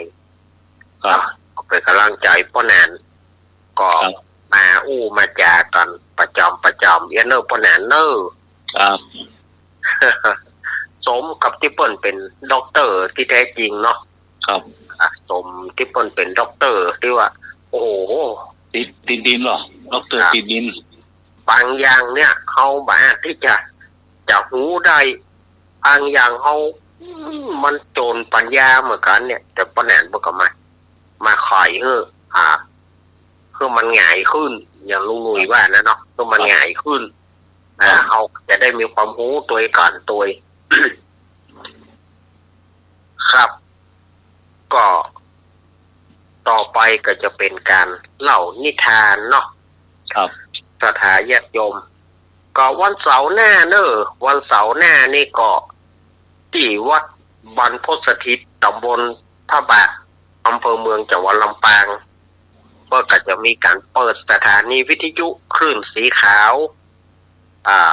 106.50 เมกะเฮิรตซ์จะเปิดเป็นทางการแล้วก็จะมีการรดน้ำดำหัว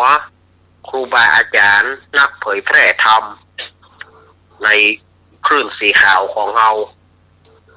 บอกว่าเชียงใหม่ละปูนเชียงไฮ้ลำปางก็จะได้มีการรดน้ำดำหัวสุมาคารวะนักเผยแพร่ธรรมในวันเสาร์ที่25 เมษายนก็คือวันเสาร์หน้าเนาะใครมีโอกาสก็ไปร่วมกันเนาะวันนี้ก็จะได้เอานิทานมาเล่าให้กับสถาญาติโยม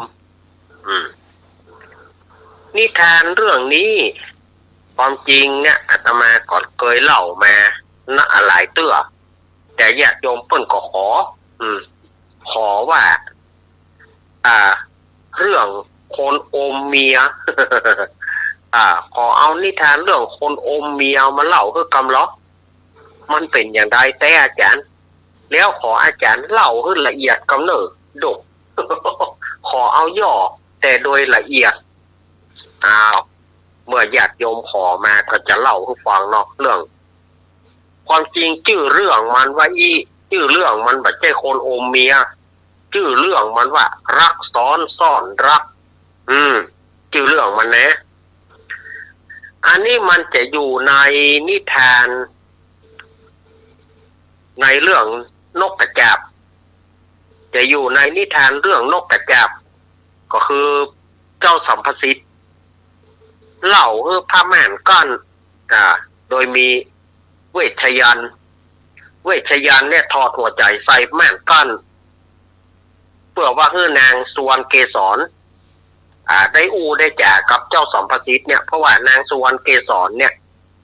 ไปยอมกับป้าใจเพราะว่าผิดใจกันเนื้อสมัยกันที่เป็นนกกระจาบที่ว่านางนกตัวแม่นะคิดว่า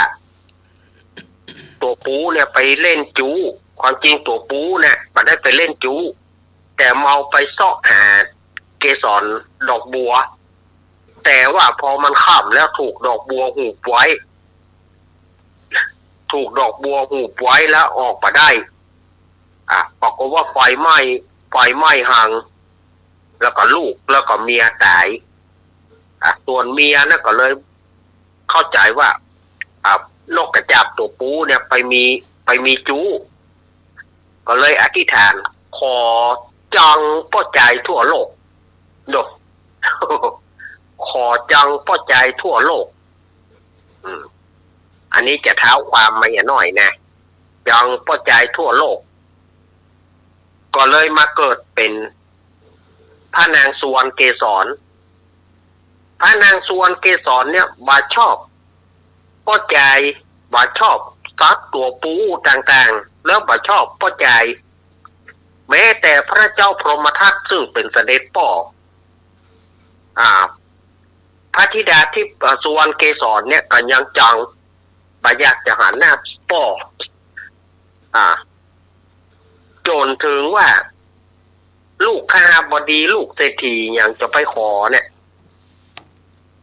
ป้อเปิดบอกว่าถ้าไผ่ทำเพื่อน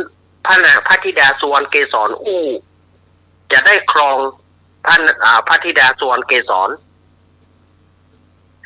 แต่ไผ่ก็บ่สามารถจะได้ก็เลยมีเจ้าสัมภสิทธิ์เนี่ยเจ้าสัมภสิทธิ์ก็ลองดูโดยเวชยันต์ทอดหัวใจทีแรกใส่ประตูก่อนแค่ถ้าจำบ่ผิดนะทอดใส่ประตูเวชยันต์นี่ทอดหัวใจใส่ประตูแล้วก็กับประตูประตูก็สัมภสิทธิ์เล่าเขาฟังก็เขาอยากฟังนิทานเนี่ยพอไปพอเล่านิทานจบแล้วก็สรุปเวชยันต์ในคาบของประตูเนี่ยก็บอกว่าเขาบอกว่าบาใจมันจะต้องเป็นอย่างนี้เนี่ยพระธิดาสุวรรณเกษรนี่ก็หลานปากออกมาปีประตูก็ไปเลยปีประตูนี่ก็ไปเลยมันต้องเป็นอย่างนั้นแกกองเสียงกองชัยก็ลั่นนะอันนี้ในนิทานเรื่องที่อาตมาจะเล่าเนี่ยมันก็อยู่ในนิทานอยู่ในช่วงเนี้ยที่เจ้าเวชยันต์นี่ภายหลังก็เล่นฮักหลังเจ้าสัมภสิทธิ์เหมือนกันนะเจ้าเวชยันต์นี่ภายหลังก็ไปถอดหัวใจใส่กวางนี่แกเจ้าสัมภสิทธิ์ไปถอดหัวใจใส่กวางแล้วก็เจ้าเวชยันต์ก็เข้าสิงร่างของเจ้าสัมภสิทธิ์แล้วก็เผาร่างของตัวเก่านี่มันสลับซับซ้อนเหมือนกันนะเรื่องนี้นะเรื่องนกกระจาบเนาะแต่อันนี้ตอนนั้นเขายังดีกันอยู่เจ้าเวชยันต์นี่ก็ไปถอดหัวใจใส่พระแม่นเพื่อจะพระธิดาสุวรรณเกษรเนี่ยโดยเจ้าเวชยันต์นี่จะแย้งขึ้นมาเรื่องเนี้ยเรื่องรักซ้อนซ่อนรักที่อาตมาจะเล่าไปนี่ก็คือมีป้าใจหนุ่มคนหนึ่งป้าใจหนุ่มคนหนึ่งชื่อว่านายกวินเนี่ยมีเมียคนหนึ่งชื่อว่าดารานายกวินเนี่ยก็ขางเมียแต่ขางเมีย จะไปไหนต้องเอาใส่ปากโอมไปโอ้โหโอ้ไม่ยิงตัวคนมันโอมง่ายอะแกโอ้นั่นล่ำเหลือวะฮะเนาะมันจะมีว่ามัวนิทานเพื่อเล่ามาอย่างนั้นนายกวินนี่ก็ถ้าจะไปไหนก็เอาเมียใส่ปากโอมไปบอกว่าจะไปแพะไปป่าบอกว่าจะไปไหนก็ตามจะต้องโอมเมียไปทุกครั้งก็คือว่านายกวินเนี่ยเป็นคนพเนจรนี่เถอะเป็นคนบ่มีบ้านบ่มีจองเดินทางไปเรื่อยๆไปไหนก็อย่างที่ว่าเนี่ยห่างเมียก็เอาเมียใส่ปากโอมไปแต่หาหูไม่ว่านางดาราก็ไปมีจู้ไว้แถมคนหนึ่งก็เอาใส่ปากโอมไว้ชื่อนายกำมานโอ้โหเจ้าเอ้ยขนาดคางบะคางนี่เนาะมันก็ขนาดว่าคางบะคางนี่มันก็ยังลักเอาจู้โอมไว้แถมคนหนึ่งเวลาที่นายกวินไปหาผลไม้นางดารานี่ก็จะคายจู้ออกมาก็คือคายนายกำมานออกมาแล้วก็สมสู่กัน เมื่อได้เวลาที่กวินจะปิกมาดาราก็เลยเอาจู้เนี่ยเอานายกำมานเนี่ยใส่ปากโอมไว้นายกวินนี่ก็บอกก็โอมเมียไว้โอ้เจ้าเอ้ยทีนี้จะย้อนไปถึงหัวหน้าโจรหัวหน้าโจรคนหนึ่งเป็นหัวหน้าโจรอิทธิพลปล้นฆ่าบอกว่าปล้นฆ่าบอกว่าบ้านหรือว่าปล้นฆ่าคนในป่าโจรคนนี้ก็มีลูกสาวคนหนึ่งชื่อว่าเมธนีก็ไปหลงฮักกับเมหินท่านจะสารภาพก็กลัวป่อเขาเอาตายกลัวหัวหน้าโจรเอาตายก็เลยเอานายเมหินเนี่ยไปใส่ในเรียกว่าใส่ในมวยผมไปใส่ในมวยผมวันหนึ่งนายกวินก็ไปปาใส่หัวหน้าโจรซึ่งเป็นเปื้อนฮักเปื้อนใครกันโอ้ไอ้เปื้อนไอ้กวินมากันนี่โอ้มาบ้านเฮาก่อนนี่เนาะมาบ้านเฮาแล้วก็บอกให้เมธนีว่าเมธนีเจ้าจงไปจัดขันเข้ามา6 ขันโอ้ก็เฮามี3 คนอีป้อเอาอย่างมา6 ขันเจื้อป้อมึงมึงบ่ต้องถามอย่างทั้งสิ้นใครแบบหัวหน้าโจรนี่จะหูว่ามันมีไผ่พ่องไปเถอะไปจัดอาหารมา6 ขันไปจัดขันเข้ามา6 ขันเมธนีก็เลยไปจัดตามที่พ่อบอกแล้วก็เมื่อขันเข้าเมื่ออาหารพร้อมก็บอกคือกวินซึ่งเป็นเปื้อนเอาเลยเปื้อนกินข้าวเลยอาหารมีตั้งมากจะกินหยังจะกินลาบจะกินแกงจะกินหยังมีซับปะมาเลยล้างมือนั่งมากินข้าวส่วนว่ากวินเนี่ยก็หูอยู่มันโอมเมียไว้ในปากโอมเมียไว้ในปากนี่อย่างกวินไอ้เพื่อนรังเกียจเฮากะบ่ได้รังเกียจนะเพื่อนเฮาบ่ได้รังเกียจนะนี่อย่างเจ้าถึงบ่กินข้าวมันก็อ้างไปสารพัดสารเพเอาข้างเข้าถูมันบ่อยากกินข้าวนะมันบ่อยากกินข้าวนะก็อ้างเอาแบบข้างๆคู่เฮาหูแล้วกวินเจ้ากินข้าวบ่ได้เพราะว่าเจ้าโอมเมียไว้ในปากก็คายเมียเจ้าออกมาแล้ว แล้วเพิ่งมากินด้วยกันแหละก็มันไปยากอย่างเล่าโอ้เพื่อนหูกะคายเมียเจ้าออกมาเมื่อคายเมียออกมาหัวหน้าโจรก็บอกไม่ซิลดารามากินข้าวด้วยกันบอกก็ว่าดาราเนี่ยต้องหายกว่านายกวินก่อนอู้คำว่าอู้นะมันอู้อันใดบ่ได้อะเนาะอ้ำเพราะมันโอมผัวไว้โอมจู้ไว้ของคนหนึ่งนะโอมจู้ไว้ของคนหนึ่งเอากินข้าวแหละดาราอาหารมีตั้งเยอะแยะนี่กินข้าวหรอมันก็อันหนึ่งก็กลัวผัวหูคือกลัวกวินจะหูเนี่ยค่ะก็หัวหน้าโจรก็หูแล้วนี่ดาราเหยเฮาบ่อยากจะละลาบละล้วงเจ้าหรอกแต่ว่าเจ้าก็กินข้าวบ่ได้เพราะว่าเจ้าอมจู้ไว้ในปากไม่ก็กวินก็หาไปหน่อยก็อุตส่าห์บอกเฮ้ยได้เตียวนี่นะโอมไปนี่นะมันไปลักเอาจู้ที่ไหนมาโอมนี่ มันเอาจู้ที่ไหนมาโอมนี่ปัจจัยก็เปื้อนปัจจัยจะใดดาราขายจู้ของเจ้าออกมาโปรดเต้ากวินตกใจโอ้ยเสียแห้งที่ห้าหลงอุตส่าห์บอกเฮ้ยได้เตียวไปไหนเอาใส่ปากโอมมันสำหรับโอมจู้ตัวแถมแม่เฮ้ยหาบัจจังจะอู้แล้ว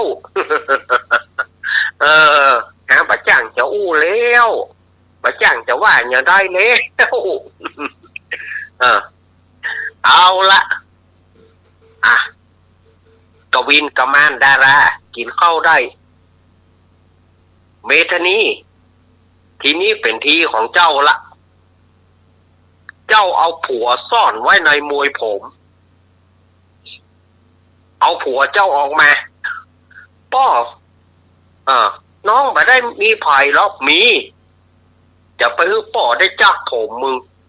จะไปฮื้อป่อได้ตบหน้ามึงเอาผัวมึงออกมาจำเป็น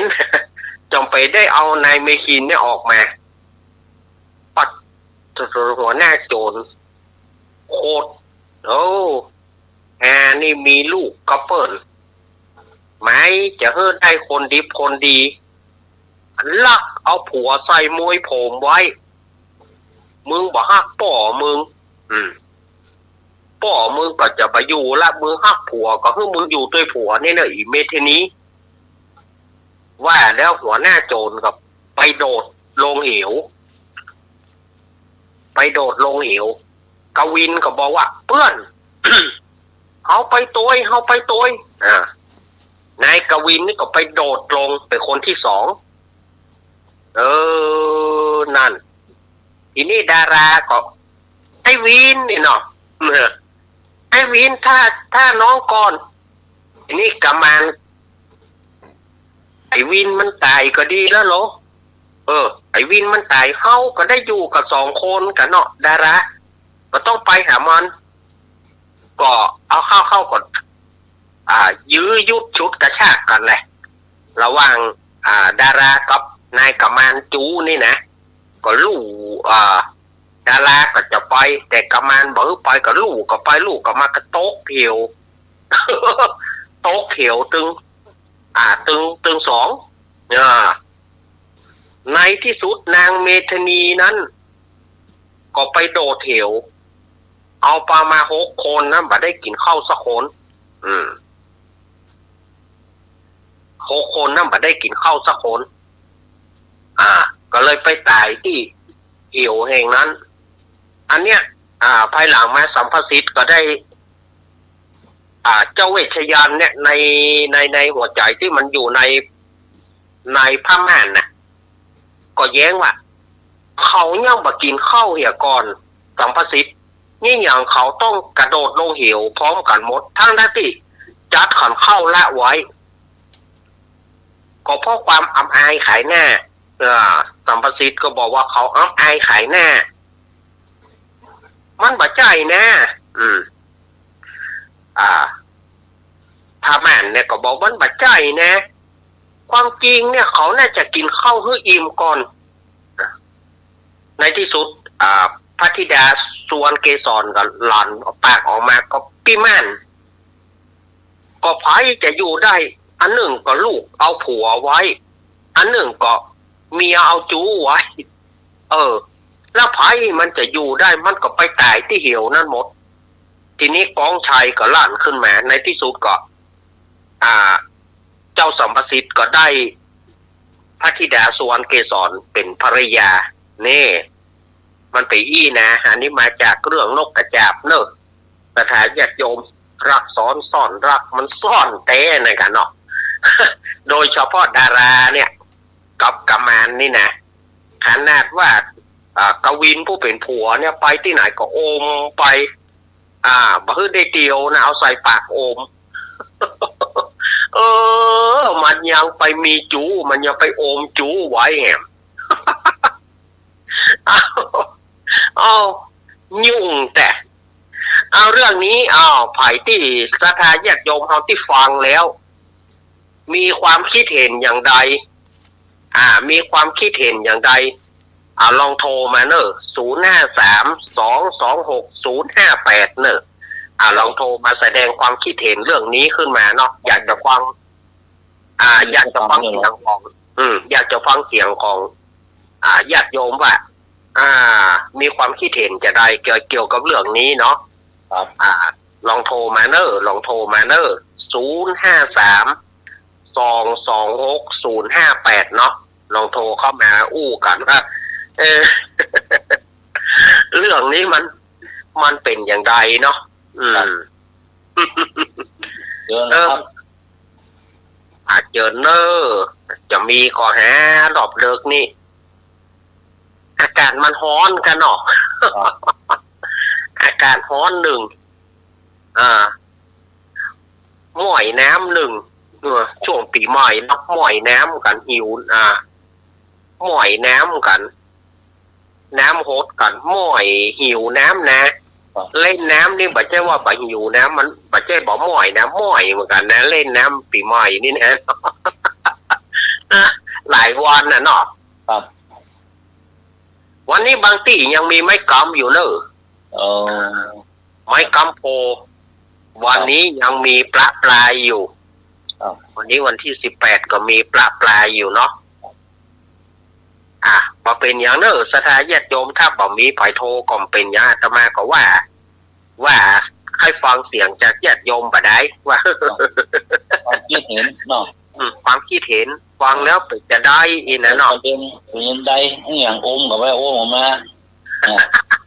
คนก่อนมีคาถาใกล้แยการู้เลยเนาะเมียงานมันต้องอมไปกันเขาเป็นทหารเดือดร้อนผ้าน้อยกันอมผ้าน้อยกันครับไม่ใช่คือไม่ใช่คือนายกวินเนี่ยมีเมียอยู่คนหนึ่งจะไปไหนก็เอาใส่ปากโอมไว้แล้วก็ปรากฏว่าเมียของนายกวินเนี่ยก็ไปแอบโอมชู้ไว้อีกคนหนึ่งเป็นยักษ์ครับเป็นยักษ์ไม่เป็นคนนี่แหละเป็นคนถ้าเป็นบริเวณนี่มันมีธรรมะธรรมโม4-5มีเนาะบ่มีเพราะว่าเอาผ้าน้อยมาห้อยคออันนั้นมันขางแต่ขางว่ามันยังสวมเข่ากันได้เนาะนึกว่าขางผ้าน้อย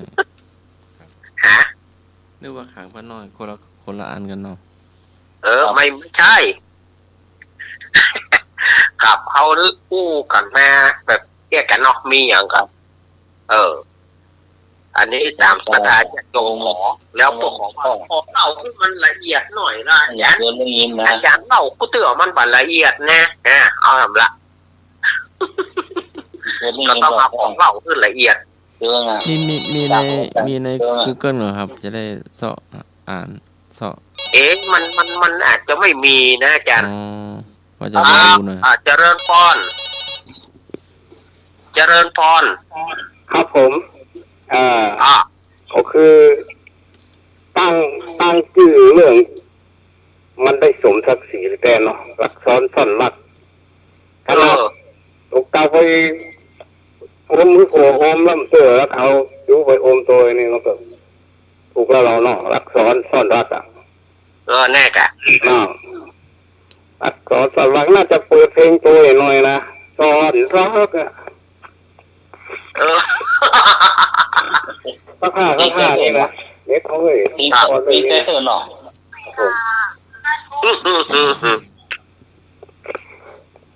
อีกอ่ะมาเนาะหนึ่งเสียงหนึ่งสายหนึ่งกำลังใจมาหัวนั่นด่าคือตรงนิ้วด่ามากับแบบมากับแบบพระจันทร์ทโคลบเนี่ยครับพระจันทร์ทโคลบก็ไปเปิดพระอบไว้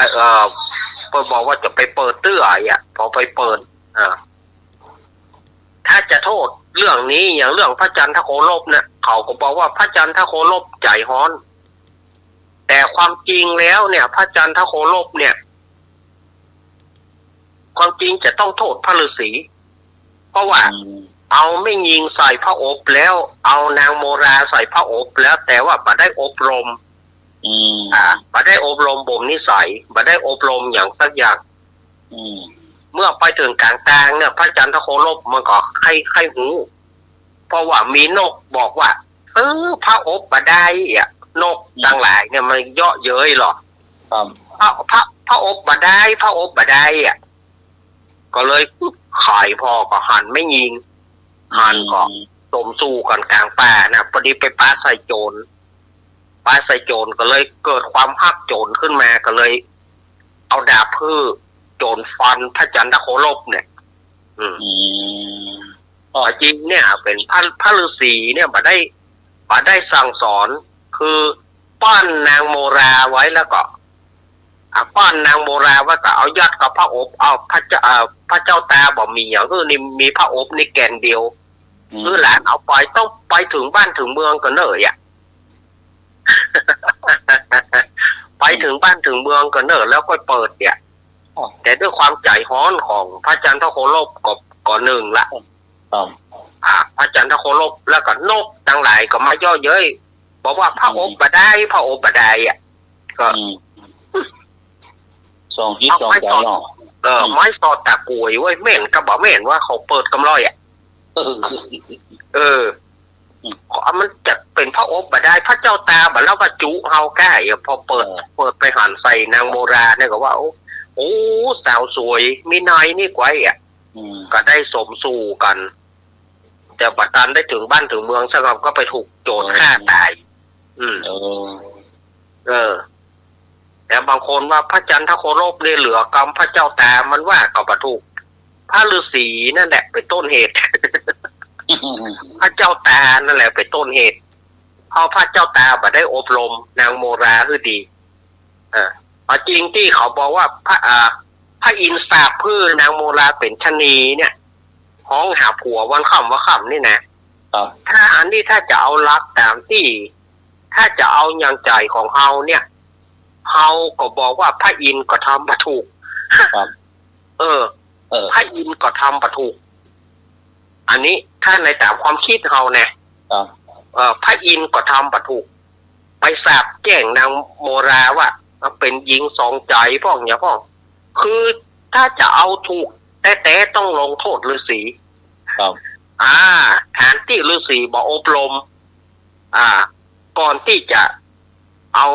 นางยัดเข้าใส่ในพระอบเนี่ยอันนี้เขาวิจารณ์กับบ่ได้นะเขาวิจารณ์กับบ่ได้นะนี่ละเอาเป็นการวิจารณ์ก็ขึ้นมาว่าแล้วเขาบอกว่าพระอินทร์สาปเพื่อเป็นชนีห้องหาผัววันค่ำว่าค่ำเนี่ยเขาก็บอกว่าพระอินทร์นี่ก็ยังบ่ถูกเตือนถ้าจะลง งโทษแต่ถ้าจะโทษแต่เนี่ยต้องกระโทษพระฤาษีเพราะพระฤาษีป้อนนางแบบเร่งด่วนป้อนนางแล้วถึงยัดใส่พระอบแล้วก็พระเจ้าตามีพระอบแกนเดียวแต่เอาคือโดยบ่ได้อบรมบ่มนิสัยเอาไว้ครับอันนี้ฝ่ายจะคิดเหมือนเฮาก่อฝ่ายจะคิดเหมือนที่อาตมาคิดก่อเห็นเลยครับถ้าในหนังสือนะ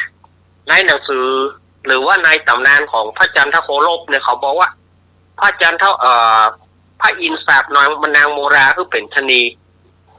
ห้องหาผัววันค่ำห้องหากับผัวแต่ถ้าเอามาคิดถ้าความคิดของเขาบอกว่าพระอินทร์ก็ย่อมบัถูกถ้าจะลงโทษต้องลงโทษพระฤาษีถึงจะถูก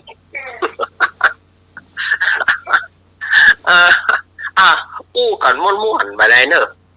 อู้กันเอากันม่วนๆแบบ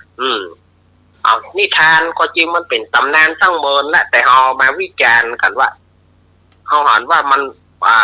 มาถึงยุคสมัยนี้เนี่ยอันไหนมันบัถูกเขาก็ต้องอู้กันมาว่าบางอย่างมันก็ในนิทานบางอย่างมันก็ปัจจัยเรื่องใจราวเหมือนกันนะคนที่แปลงเงินมุมไว้เอาที่ตาบางอย่างมันก็บอกเป็นเรื่องเป็นราวอย่างกรณีของพระจันทโคลบเนี่ยเขาบอกว่า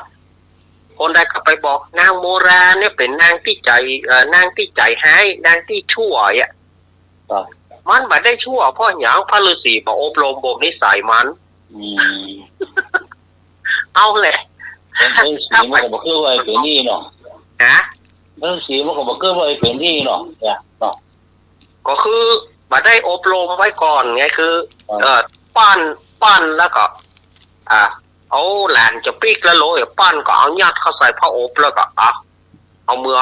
ถ้าถึงบ้านถึงเมืองก็เนยแต่ด้วยความใจร้อนของพระจันทโคลบนี่ก็ให้รู้ให้รู้ก็เลยเอามันเป็นยังไงกันนี่แล้วก็นกหมู่นั้นก็บอกว่าโดนหลอกแล้วจันทโคลบพระอบบ่ได้พระอบเป่าหมู่นกมีญาติโยมโทรเข้ามาเนาะ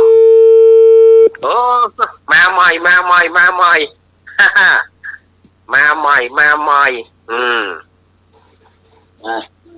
โทรเข้ามาตะกี้เนาะตะกี้มาเตมาเด่น053226058ความคิดเห็นดีได้ต้องนี่เข้ามาแถมเนาะตะกี้โอ้มือไว้โอ้มากันข้อใหญ่เนาะยุ่งแต่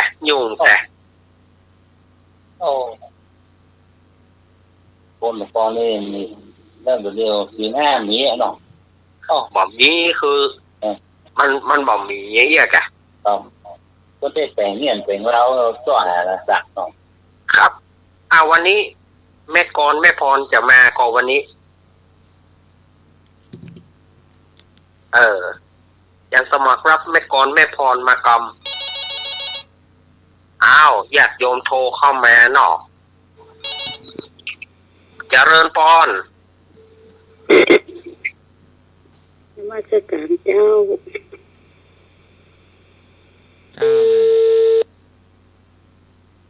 ฟังอยู่เด้ออยู่เวียงกาหลงเวียงเป่าเวียงกาหลงเจ้าเราก็เจ้าเวียงกาหลงเนาะแม่พรแม่เวียงกาหลงมาเนอะเจ้าเราไม่สอเจ้าครับแม่พรฟังอยู่เด้อเจ้าแม่พรเนาะวันนี้กำลังฟังนิทานของอาจารย์เรียนรักครับเลยนี่ปรับไปกับสะดุ้งแม่จากโคจากไหนหลงเวียงป่าเป้าเจ้าแม่กาหลงเวียงป่าเป้าเนอะฟังอยู่เด้อเจ้าขอบคุณเจ้าแม่เวียงกาหลงวันดีนะเจ้านมัสการเจ้ามาค ค่ะนมัสการค่ะเอาแม่ก้อนมาละ จ้าสวัสดีพี่กรเจ้าจ้าสวัสดีน้องพรจ้า เนาะที่ไอ้ยังใส่จ้ะ แม่เวียงกาหลงฟังอยู่เน้อม่วนว่ะ โอ้ครับ เวียงกาหลงเจียงไฮ้เนาะ เวียงกะหลงเวียงปะเป้ากัน เรื่องติดเป้า อืมยินดีนะโยมเนอะอีกะโทรหากันพ่อง ครับให้ แต่ กำลั ก้ ง อย ใจ จิก กัน แต่ นัก ก้อยอ่ะ ให้กำลังใจกันนักครับเนาะ โอ้ปนอยู่ถึงเวียงกะหลงปุ่นเนาะโอ้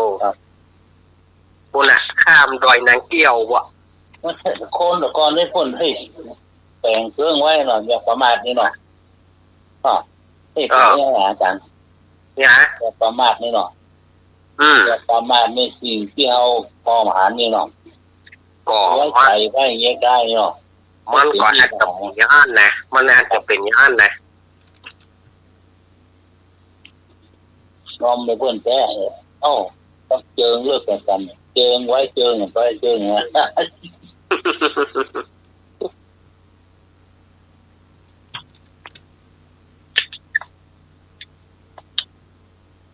หนึ่งเสียงละกำลังใจให้อาจารย์ ไอ้หน่อย ครับ ไอ้หน่อยเล่าเชื่อ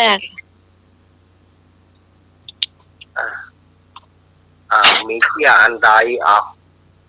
เชื่อ เจ้าละ เจ้า ครับ ไม่ต้องตายแล้ว เราเจ้าเนาะ เจ้า มันไปหาหมอตาไปหาหมอได้หลายวันกะส่วนคิดไปตางเลยกะเข้า3-4 คนไปนะตายโรงยาเนี่ยคนก็บ้าหมอไปโรงยาปิดบ้านแล้วปิดตาง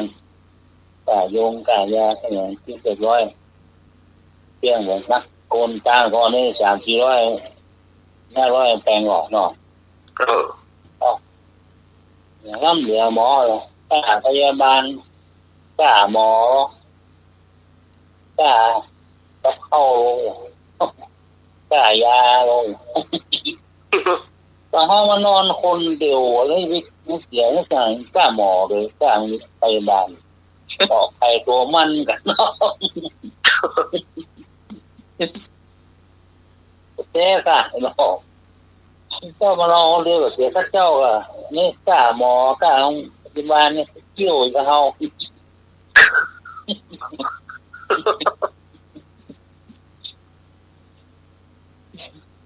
ยอมขึ้นยอมติ๊กอ่ะหรอ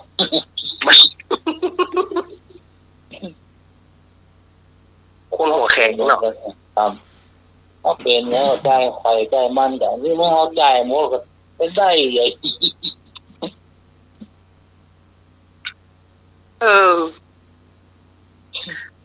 เกิดอะไรอย่างเนี่ยเขาเวียงเสียงเดือดร้อน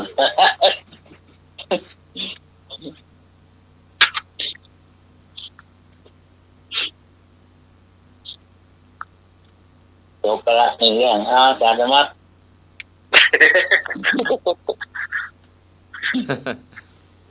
เดินไม่เสียงอาจารย์ธรรมะเดือดร้อนละ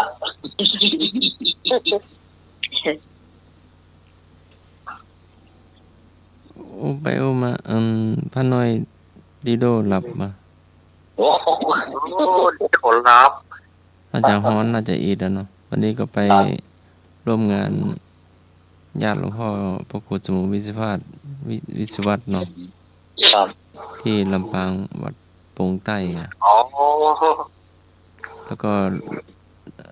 ส่งศพยายเสร็จก็ไปแวะอาจารย์มหาสมศาสตร์เนาะวัดสถิตบรรพตเนาะ ครับ บรรพตสถิต บรรพตสถิต จ้า พระอาจารย์มหา เป็นของ เจ้าจำหาแปลงเนาะแปลงศาลาแปลงห้องทรงปรับปรุงหลายอย่างเนาะ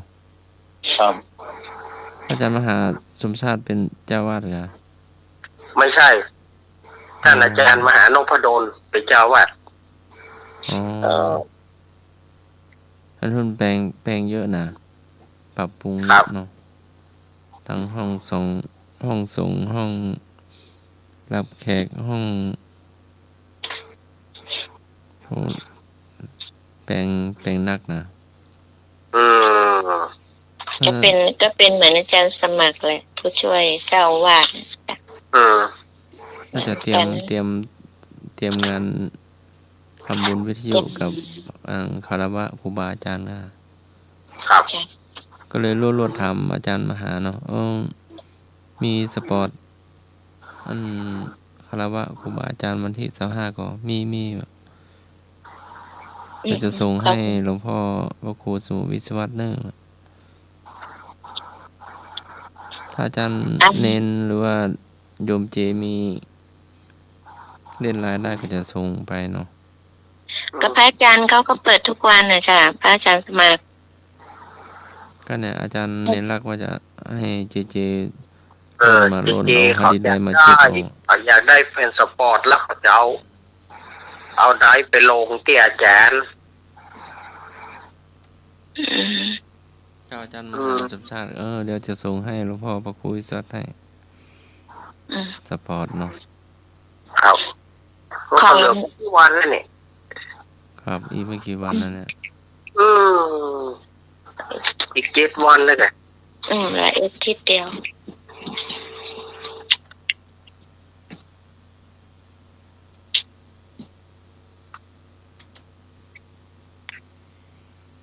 เอาน้องพรเชื่อน้องพรมีไหน ตอนนี้มโหจะเอาเรื่องอย่างเดียว เล่าขวัญอาจารย์สมัครก็ได้ ปัดปูนก็ได้เหรอแม่พรปัดปูนก็ได้เหรอปัดปูนไป ครับผม น้องหนุ่ย ครับผม วันนี้เจอหนุ่มพันธุ์แท้ด้วยเนอะ เจอแล้วครับ เห็นมันโทรศัพท์คุยกับ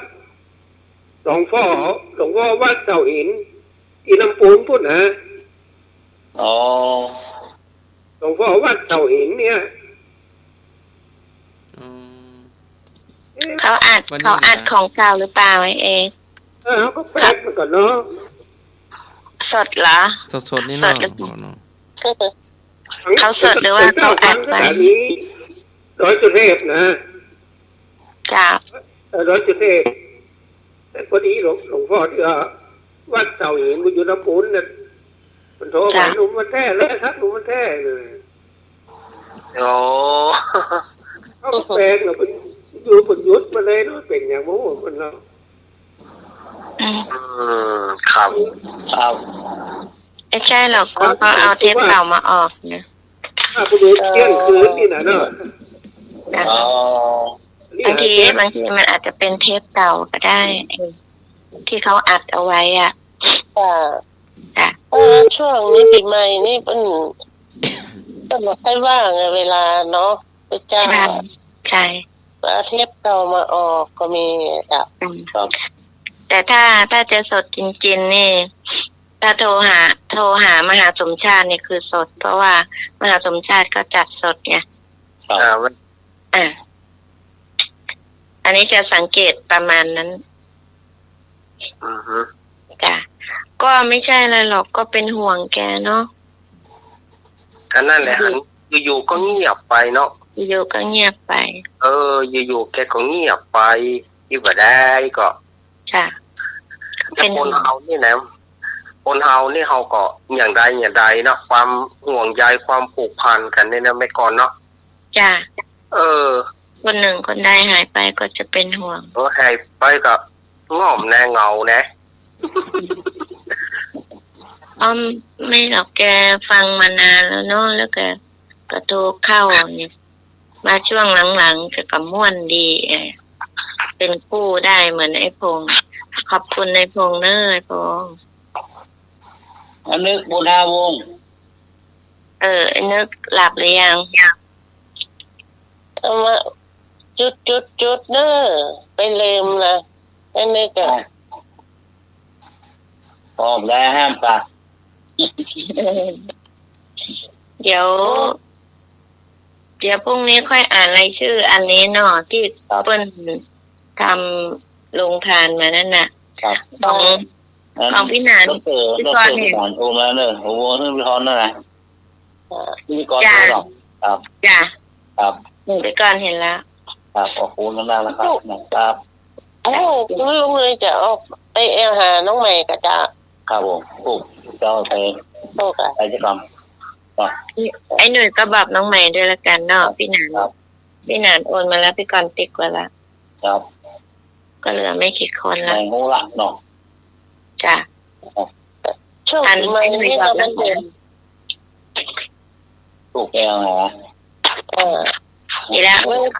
ไปโทรยายจิ้มกระตึ้งมีเนอะน้ำได้โทรไปหาหรอกช่วงปีใหม่นี่ยุ่งงานยุ่งตั้งแต่วันที่7มาละ เรา ได้ว่างเว้นเลยได้จับโทรศัพท์เลยไปก่อนวันที่15นี่นะมีกับคนมาดำหัวปูเนาะ เรา ต้องอยู่กับปูนะโอ้วันครับ โยมหรอกเป็นขยมหรอก เป็นขยมน่ะเป็นช่วยเป็นผู้ช่วยขยม นี่ของอันนี้ของปูเป็นวันนี้ก่อนเลย อันนี้ของน้องเนาะแรกหลัง น้อง แต่ท่านเด็ดเวลาของอยู่ในถุงนะถ้ามีซองค่ะก็เก็บยื่นให้เพิ่นเก็บไว้ค่ะ พี่ก่อนจะทายปัญหาเลยเนอะไอ้หนุ่ยจ้าได้เลยเจ้า เวลาก็ไล่หลังทีก็ฮะ จ้าจีบน้อยใส่ผ้าเหลืองกุญแจทั้งเมืองไขไม่ออกไอ้ยังอ้อใครจ้าเอ็นปะ ไข่มดส้ม นั่นไข่มดส้ม ไข่มดส้มก็มีอ่ะไข่มดส้มมันต้องไข่ ไข่แมงมัน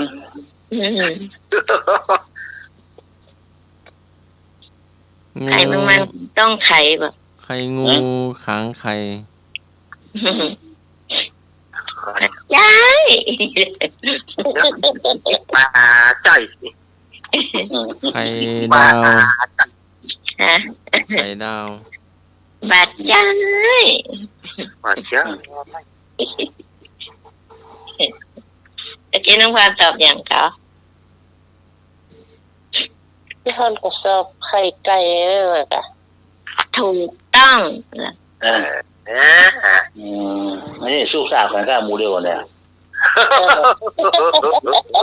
ลูกซาตรงไหนได้คุยกันเลย หน่อมาแล้วมาเล่นได้ไกลเว้ย ครับผมครับ จัง ผมก็จะได้เวลาไปหาเงินหาทองก็โชคคราวนะวันที่วัดพุกเมื่อค่ำก็จะออกครับผมจะกลับมา ครับผมจบลีเดอร์ผู้หลวงพ่อ ครับกับพี่น้องก็ได้ยังโอ้ตัวมัน ปล่อยไปนะเนอะ ครับเราว่าวังมันกว้างอ่ะเขาจมก็หายจมเป็น เดินทางแล้วแต่วันพุกเนี่ย โอ้ เดินทางไปไหนก็ขอให้ปลอดภัยตั้งไปและกลับเนอร์พงเนอ ขอบ ร์ คุณหลายๆครับผม ปล่อยไปเนอะย่างก็ ขอบคุณหลายๆที่โดยพรนี่นะครับ โชคดีเจ้า มีปัญหาหน่อยว่า น้ำขึ้นก็รีบตักเนี่ยเนาะ ปัญหานี้ว่าอันยังหัวมันดำหัวมันแดงตกลงมาตะแกงแล้วง่องครับผม นั่น อย่างอ้อมหน่วย หัวแดงนี่ล่ะ หัวดำหัวแดงตกลงมานอนตะแกงง่อง ไม่ขีดตาพญานาค หัวแดง ครับ อย่างนะหัวดำหัวแดงตกมาตะแกงล่าง ตะแกงง่อง พญานาคเกิดใหม่ ยังไม่ถูกครับไส้มันก็เงี้ยไส้มันเป็นสีขาว นั่น หัวมันดำหัวมันแดงไส้มันเป็นสีขาวครับ ไม่ขีดไฟ ยังไม่ถูกครับอันปัญหานี่เคยทายมาแล้วนะครับ คนที่เพิ่น เคยได้ยินแหละแต่ เตื มั อน นไม่ บู จ ชาพระเจ้า ยังไม่ถูกครับ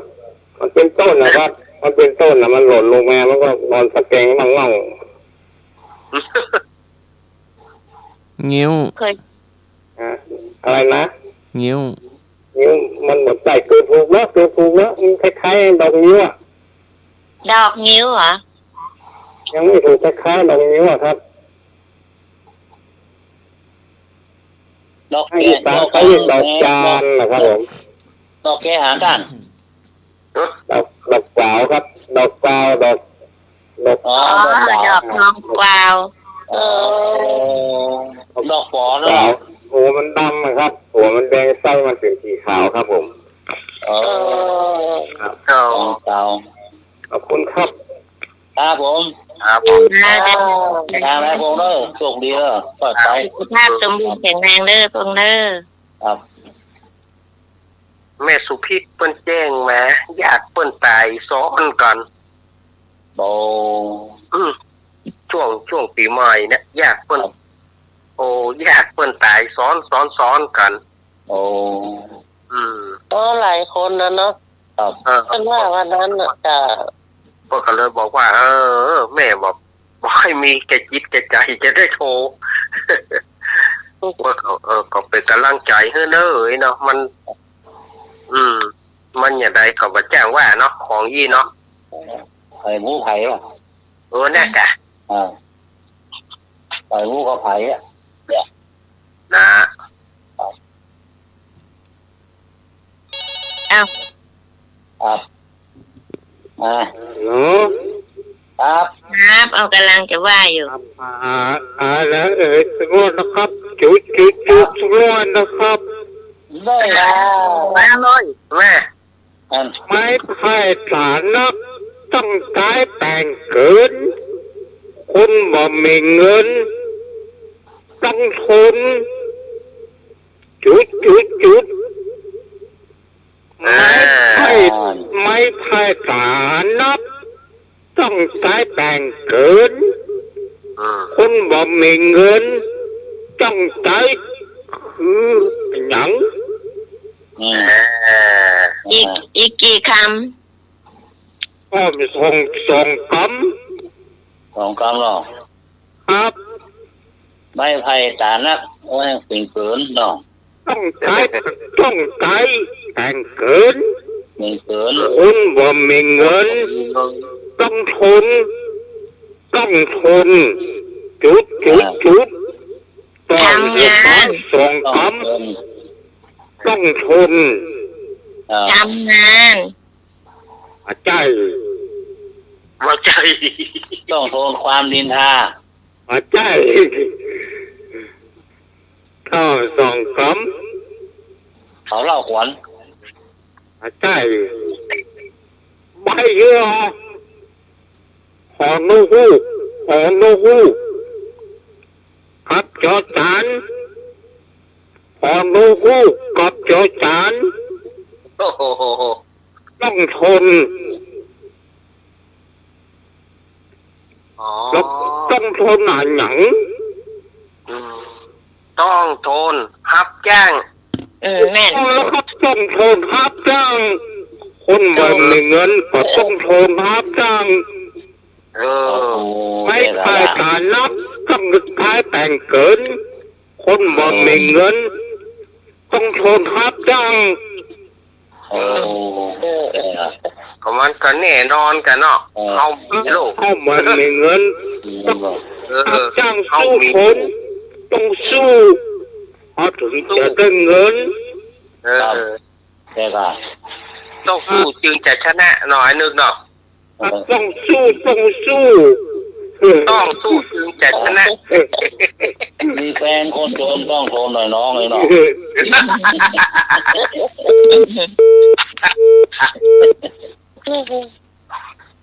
อย่าเป็นหาพี่กรณ์อีกคลองเนาะเลี้ยวคดไปคดมายาวเป็นว่าอย่างแม่สอนขนมแม่สอน บัดใช่ แล้วโคตรไปโคตรมายาวเป็นวาย หางยาวเป็นว่าก ลมลอย บัดใช่ ทางรถไฟ สิง มา โต จ้าฉันสมัครอย่างสิงโต ใช่เจ้า ลุงกินน้ ไม่ใช่ค่ะ งู ไม่ใช่ค่ะ ำเป็นสัตว์หรือเป็น ยาว ข โค อง ตร กิ ไป น โคตรมาอีกอ่ะ จ้า ลองว่ามา เลี้ยวโคตรไปโคตรมาหางยาวเป็นว่าอย่างไอ้นึกก็ตอบได้ ใครก็ตอบได้ เป็นงูหรือว่าเป็นของกิน แม่ ปัญหาตู้ลุงทองเจ้า โอ้ หางว่าวมาใช่ อืม มันเป็นยังไงนะหน้าตามันกินได้ก่อ กินมาได้เป็นของใช้จ้ะของ มัน ใช้ อยู่ในอากาศหรือว่ามันอยู่ในบ้าน อยู่ในบ้านก็ได้อยู่ที่ร้านค้าก็ได้ ถ้าเราไปซื้อมามันก็จะมาอยู่ในบ้าน เทียบสารรุ่ง ไม่ใช่ มันหายใจก่อน ไม่ใช่ของใช้ของใช้จ้ะ ฮะ มาใช้ตอนไหนตอนมื้อเจ้าหรือว่าเป็น ตอนไหนก็ได้ ถ้าเราว่าง นวดตาผ้า มาใช่จ้ะ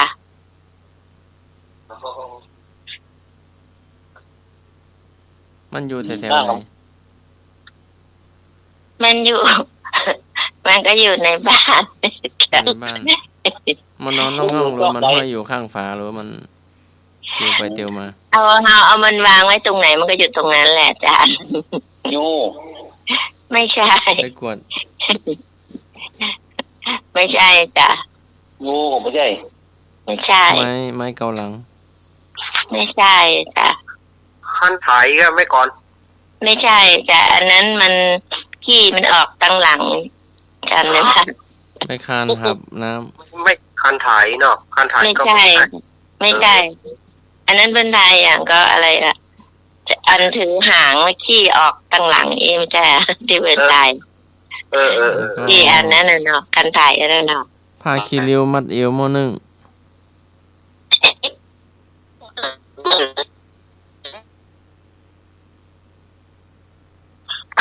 จะเก่งโมหนึ่งไง อันนั้นเขาถามอย่างหนึ่ง เออ ไอ้อย่างไม่มีเสื้ออันนี้ไม่ใช่ค่ะจ้ะไอ้อย่างมีเสื้อมีกระเตี๋ยวอีอ่ะคนไทยไม่ใช่ค่ะ ยังไปใส่เสื้อใส่กระเตี๋ยวอีก เออ เนี่ยยาวเป็นว่าโคตรไปโคตรมาอีก โคตรไปโคตรมา ถุงย่ ไม่ใช่ หางยาวเป็นว่าไอ้อย่างก็ คนเมาเหล้าพี่บ้านมาได้ ไม่ใช่ เอาแล้วยอมแล้วไม่ก่อน ไม่ยอมยังก็อาจารย์สมัคร ำฮะ ต้องยอมรับหมดทุกคนก่อนเดี๋ยวจะบอก อ่า ไอ้เหนื่อยเน่ายัง ไม่ เอาละ เสื ค อ รับ เข้า มือตัวอ้อขอข้าง อาจารย์สมัครล่ะ หดนึงเข้า ไม่ใช่อ้าว เกียร์ ไม่ใช่ไม่ถูกสักอย่าง ขี้หม้อ ไม่ใช่ เออ สายตา อันก็ย่างจีในหนังวัวแห้ง ไม่ใช่สักอันหนึ่งจะให้อาจารย์สมัครตัดแจ้งอ๋ออยู่เนาะ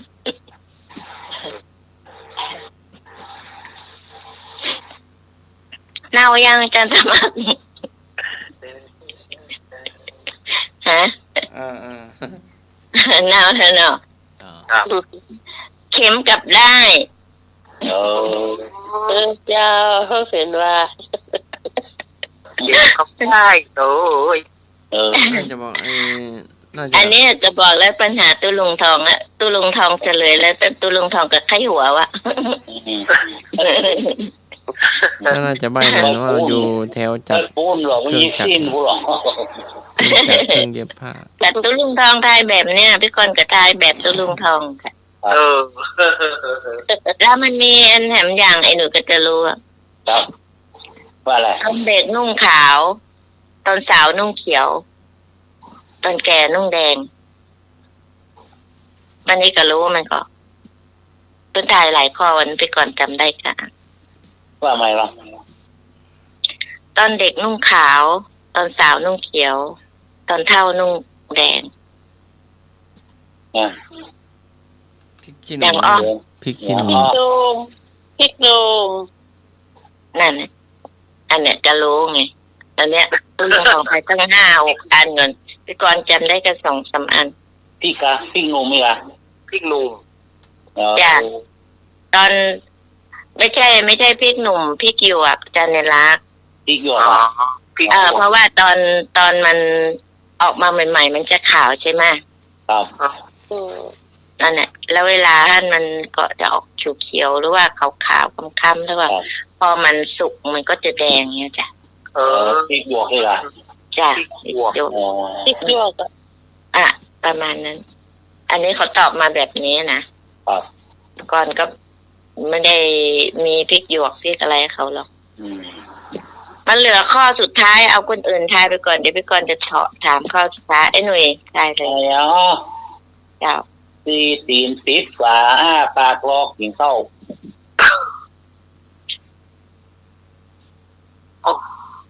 ไอ้เนี่ย อาจารย์เน้นรับปวดหัว ฮะ ที่ตีนที่ฝา เออ ตี อ้า ตีน ปาก ติดตีนติดฝาปากก็วอกินข้าวกับบ่ใจ แล้วก็คนล้างมือคอยท่ากินข้าว โอ้ย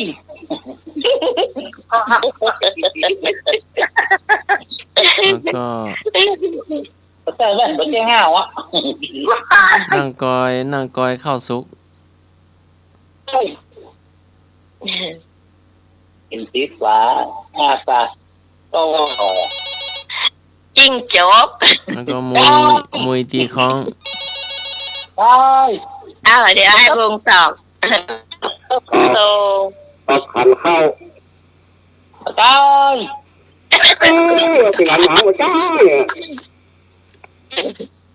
เข้าดิโก้เข้าดูมันยกมานั่นใช่กะ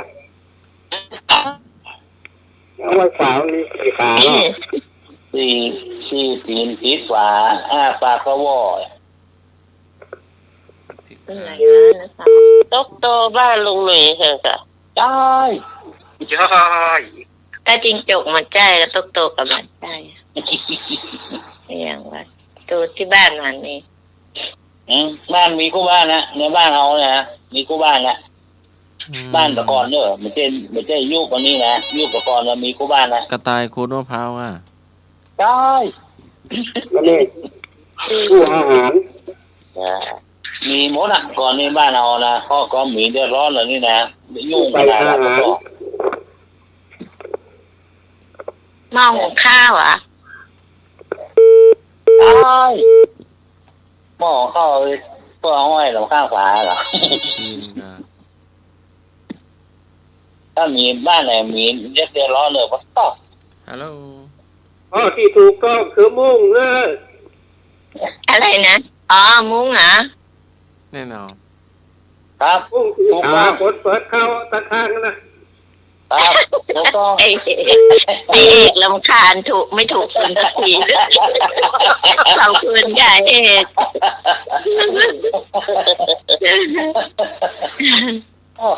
หมอกับหมอ แล้วน้องใหม่เป็นเราจะโดนบัดดินกี่อะไรหน่อยของนี่ค่ะเดี๋ยวมันพูกไปหานี่โดนไหมใน3เนี่ยหน่วยเขา ผู้ที่ศีลถ้าเราเข้าทำถูก มันพูกไปหารับตื่นนะกายหน่วย มือ ฟังให้หน่วยว่ามันเก่งมอกใดเอียด ปัญหา ใช่รับแล้ว ปัญหาโรคแตก ไอ้บูมาใครอะไร อัน ไอเอก ยังเมื่อมันแก่ยังเมื่อหนุ่มอยู่กับแม่ยังเมื่อมันแก่มันหล่นอย่างอันนี้ปัญหาของตู้ลุงทองกับวันนั้นได้ยินน้องใหม่โทรไปอยู่เนี่ยอาจจะติด ปัญหาเมินนานละ อ้พวกมาใหม่ที่จ๋าที่ก่อนก็ได้ยิน อย่างแล้วเมื่อมันแก่แล้วเมื่อมันหนุ่มมันอยู่กับแม่มันอ่ะ แล้วมันแก่แล้วนะเขากาแต่มันรอแต่ลุก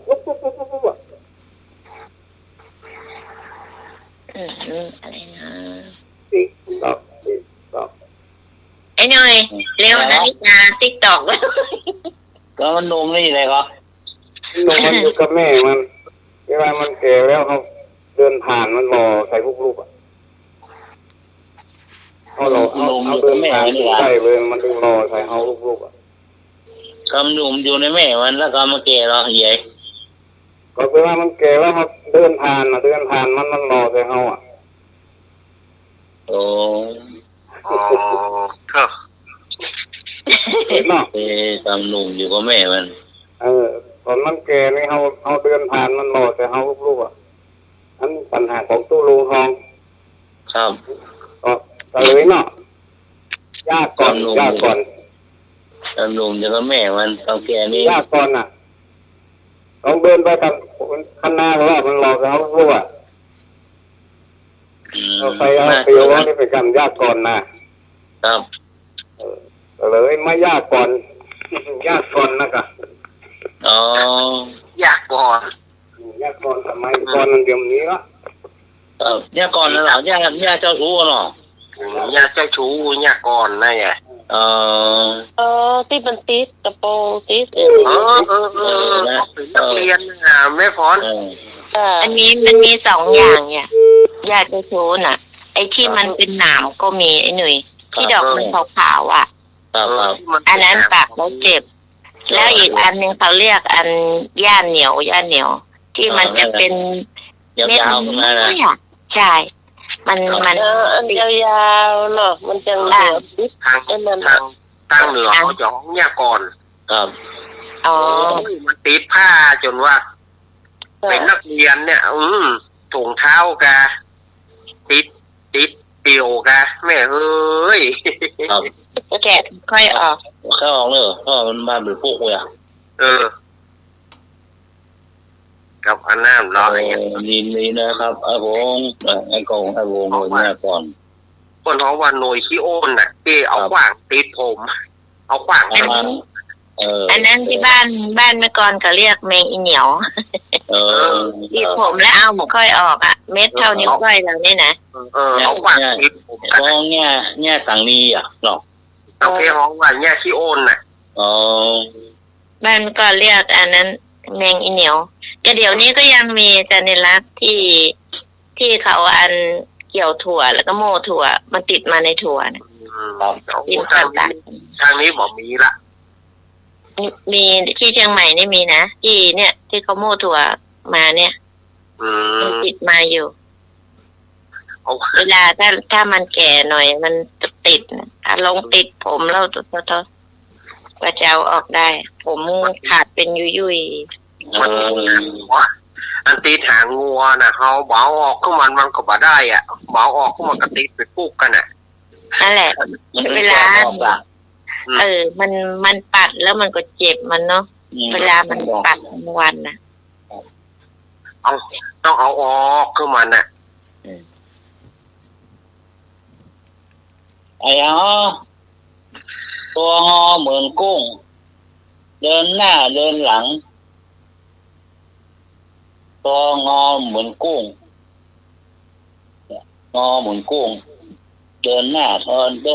อยหลังแบ่งตาลอกแรกมักลุกมักลุกตาย ฉันกินได้หรือเปล่ากินได้ค่ะกินตอนไหนตอนเช้าตอนค่ำ3 มื้อคนไงโอ้แกงคนกินข้าว3 มื้อแกงคนนี้ได้แกงคนเลยไอ้ช่วยไปก่อนกำลังหาตัวช่วยแล้วบอกเรียกค่ะคนช่วยไอ้พงษ์ไอ้หนุ่ยมันลุมไปก่อนรักเราหาตัวช่วยละช่วยพอจะได้ไม่หลับกัน ไอ้ตัวช่วยแล้วก่อนนะต้องเป็นของใจว่าของกิน ของกินครับ ของกินกินตามมือ เดี๋ยวผมจะเอาโอ๊ตได้มาละ ไอ้นึกช่วยพี่กรณ์กับเนาะไอ้หน่วยมันลุมพี่กรณ์ ตัวงอเหมือนกุ้ง เดินหน้าถอยหลังแปลงตาล็อกแรกเนี่ย ต้องกินนี่เลยตาเป็นตา ของกินนะกินแท้ๆนะไม่ได้กินเล่นนะ เดี๋ยวนะ นี่เราพูดจริงนะเราไม่โกหกนะ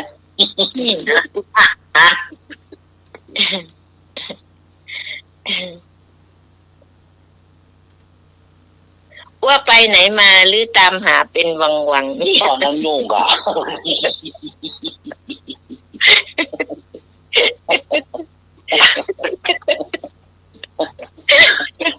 เมียไปพูดหมูจักเมียหรอกก่อนลูก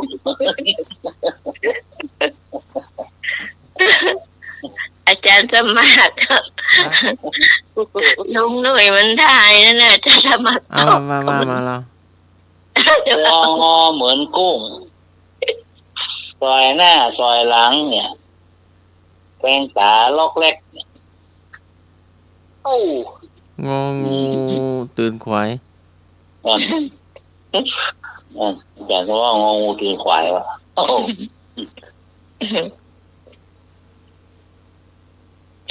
แล้วก็งองัวเขาว่อง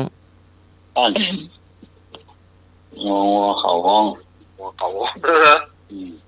แล้วก็ ได้ ตื่นควายล้างมือคอยกินข้าว ได้ถูกสักอย่างละ เอาหน่วยเน่าแล้วอ่ะเดี๋ยวพี่กรณ์จะมีอีกข้อปัญหา ต่อละ เน่าเจ้า ลูกมือหมดแล้วกัน เจ้าสองมือสามมือ คนปลูกไง คนปลูกนา ปลูกข้าวอ่ะ คนดำนาแล้วกับพี่กรณ์ ปลูกข้าวอ่ะ ก้มลงจ้ำเอาแล้วก็ เดินหน้าถอยหลังแปลงตาล็อกแรกนั่นแหละ เป็นตาล็อกนั่นจะเป็นตาล็อกแรกน่ะ มันเมาหัวมันเนี่ยกะเป็นตาล็อกแรกอะ เลงพอมันเต่าเลยค่ะเนาะ ถ้าน้อยเอาข้าวจำพริก จำบักเลย แล้วมันจ้างต่อปลูกนานั่นน่ะต้องเลยปลูกนาจ้าง ข้าวบอกเคยใช้คำเดินนาเลยมันจะยืนพอลงบนอ่ะถ้าไกลขนาดเดียวก็เลือดสองลาเพื่อหรอก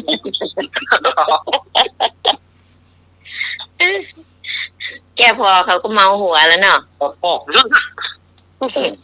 ไม่ต้องไปงมเงยแล้วเนาะ โอ้ถ้าเตียวขนาดแล้วก็เลือดลาเพื่อเราก็ต้อง เพื่อนบอกเอาข้าวไปส่งกรรม โอ้นี่แกนนะตอนโล่นด้วยอ่ะเอานี่เลือดก็ได้เลือดตกว่า อ้าวปัญหาพี่กรณ์อันสุดท้ายเนาะ ครับ ไปเมืองโน้นไปเมืองนี้นั่งเก้าอี้ตัวเดียวไอ้ยังไปเมืองโน้นไปเมืองนี้นั่งเก้าอี้ตัวเดียว จ้ะ อ้าว ปัญหาพี่ลุงทองไอ้เอกก็ตอบได้ไอ้ผมก็ตอบได้จ้ะไอ้นี่ก็ตอบได้จ้ะ อาจารย์สมัครก็ตอบได้เนอะ อาจารย์สมัครตอบได้หมดทุกคนจ้ะ นั่งจักรยานขี้เมี่ยง ใช่ค่ะ ไปเมืองนู้นไปเมืองนี้นั่งเก้าอี้ที่เดียวกัน จ้ะ โอ้ ไปเมืองโน้นไปเมืองนี้นั่งเก้าอี้ตัวเดียวนี่ ทุกเจ้าเตะท ไม่ใช่ค่ะ พงก็ตอบพงมา ำนายกรัฐมนตรี เครื่องบิน คนขับเครื่องบินมันน่าเขาอีกตัวเดียวไปหลายประเทศถูกหรือเปล่า ไม่ใช่ค่ะ ไม่แน่นะแม่นบอ ไม่ใช่ค่ะ ไม่ใช่นะ ไม่ใช่ค่ะไอเอกมาเอก นะ คางเก้าอี้ เอก ขี้ ต้อ เมี่ ง ยง รู้เอกต้องรู้ คางเก้าอี้ขี้เมี่ยง ไม่ใช่ค่ะไอเอกน่ะรู้เอกมาแหละไอเอกอะรู้ รุ่นเราต้องรู้แล้วไอ้เอก ผมไปทั้งเมืองนั่งเก้าอี้ตัวเดียวกัน ใช่ ค้างตัง ไปเมืองโน้นไปเมืองนี้ นั่งเก้าอี้ตัวเดียวปัญหาตู้ลุงทองเจ้า ท่านไม่อยู่แล้วเราก็เอาปัญหาเขาไม่แชร์กันเนาะ ครับใช่ครับ นั่งเครื่องบิน มันไม่ใช่ค่ะอาจารย์ ไม่ใช่เสื้อ ค่ะ นั่งหน้าบ้านรองเงินเดือน700 600 ไม่ใช่ค่ะอะไรนึก นะมาละ คนครับผม ไม่ใช่ค่ะ โอ้ยอันเป็นอันยังไงเป็นอันยังไปดี ไม่ใช่ ตู้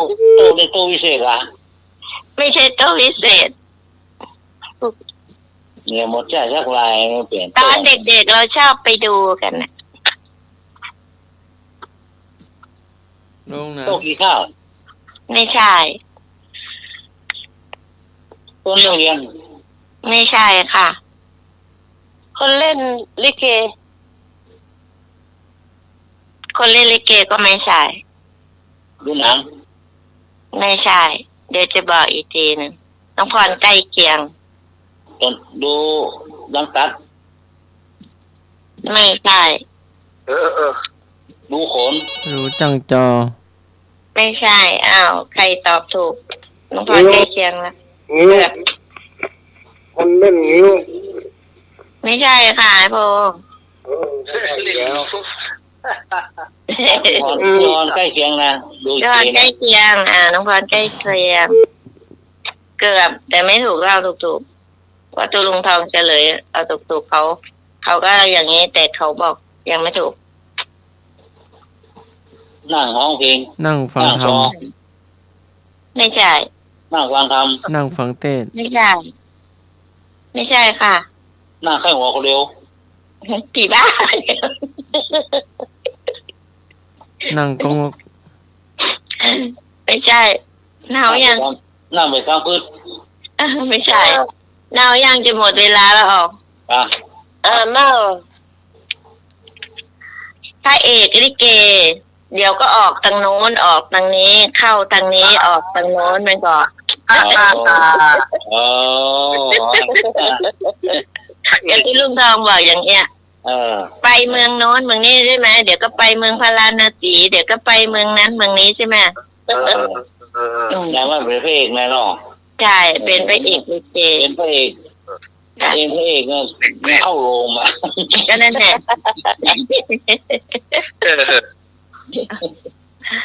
ไอ้หนูยังเหลือเวลาอีกน้อยนึงเอาไว้อย่างมา นะ เหลือเวลาอีกน้อย จันทร์บักถาม อาจารย์มาละอาจารย์พี่ท้ายจะเริ่มลาเนี่ยได้กินสตางค์ละติ๊กจ๊อกตรง ตัว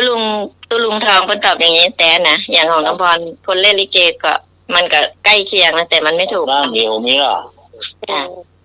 ตกเบาะข้างชี้กินดีมีโชค นั่น ตกเบาะข้างชี้กินดีมีโชค เคยได้ยินก่อนอยู่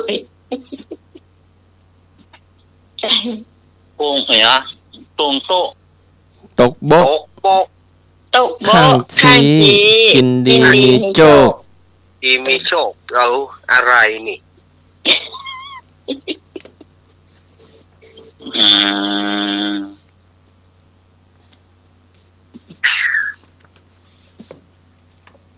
มาช่วยกันนี่ช่วยกันตอบ นึกไม่ออกนะ นะ ตันอาจารย์จะมาตอบปึกมันเลยเหมือนกันเลย เป็นดีมีโจกอีกอ่ะ กินดีมีโชค ดีมีโชคดี เกี่ยวกับของกินเหรอคะอาจารย์จะมา เจ้าเป็นผลไม้ มันอยู่บนต้นหรือว่ามันอยู่ข้างล่าง อยู่บนต้นตกลงมา เปิดล้างเนี่ยในหม้อขาก็เยอะ ต้นเป็นแบบไหน เป็นต้น บ่ใหญ่แต่ใดเท่าขา ต้นมะเขาขี้ก็มีว่ะ ต้นใบกับขี่ไม่มีมันมีกระใบอย่าไปถามหาต้นว่ามันอยู่ที่ไหน เออ อัน ของกินนะ ก็เป็นผลไม้ แม่มานกับหัวใจหนอ เป็นผลไม้หนุ่ย ผลไม้ ผลไม้ละ ครับ จ้ะ มังคุด ย่าง ส้มซิง ย่าง ส้มโอ แก้วมังกร ย่าง ทุเรียน ย่าง โยงชิด เป็นไง ไอ้คุณอ่ะ ฮะย่างคล้ายๆมะละกอน่ะ แต่หน่วยน้อยกว่านี่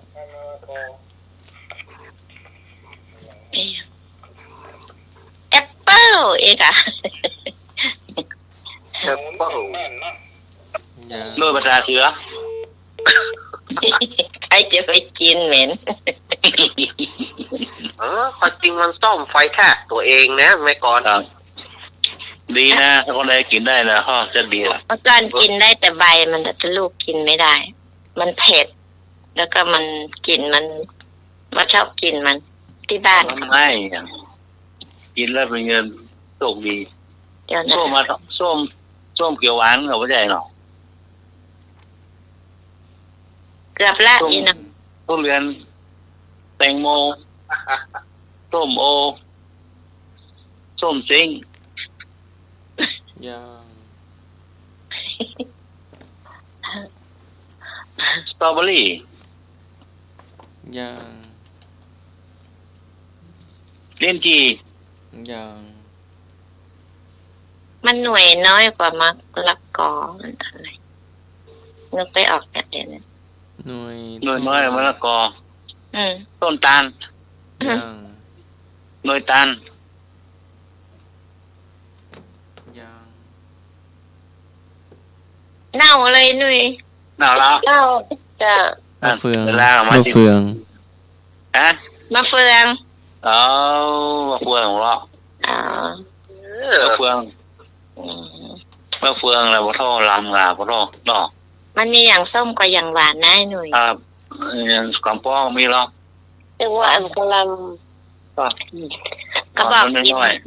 กินแก้โรคนิ้วนะโรคใหญ่กินไม่ได้ แม่บอก ใช่ อืม เป็นอยู่ กินโรคนิ้วนะแก้โรคนิ้ว เออ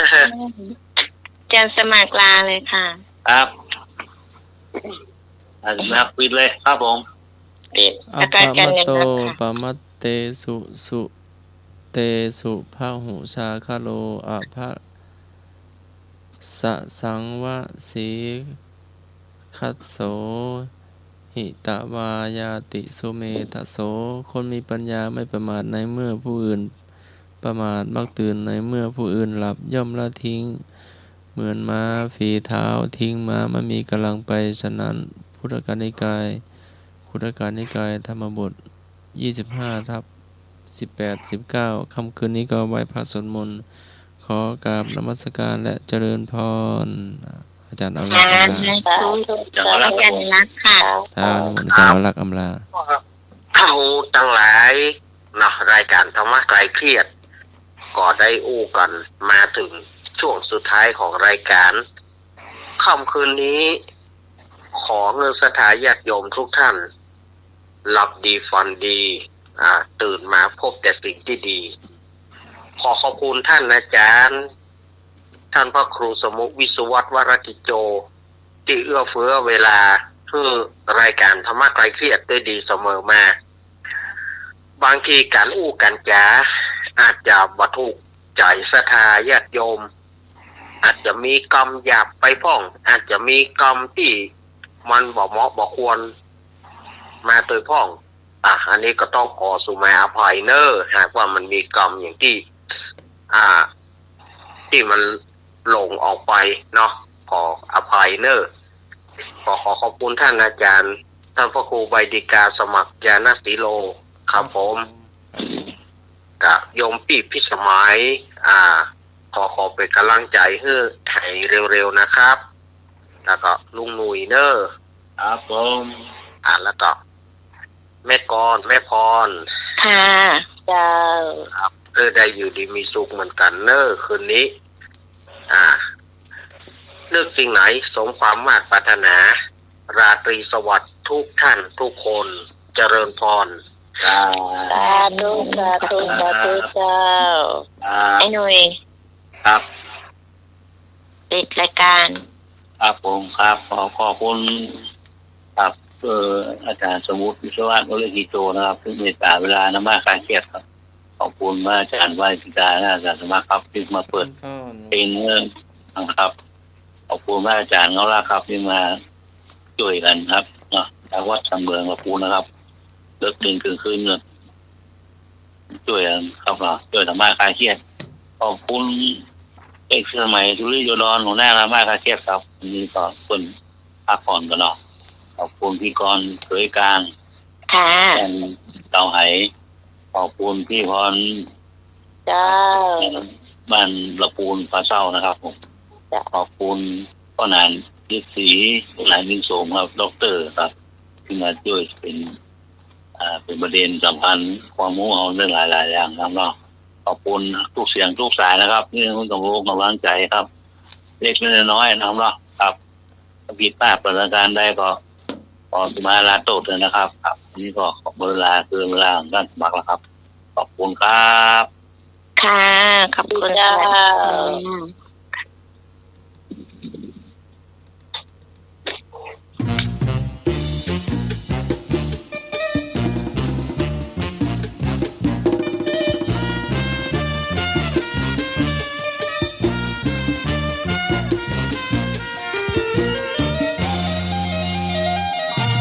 ก่อนจะลาขอคำสัญญาสักหน่อยว่าจะคอยและหาเวลาพบกันชั่วโมงรักมีเวลาแสนสั้น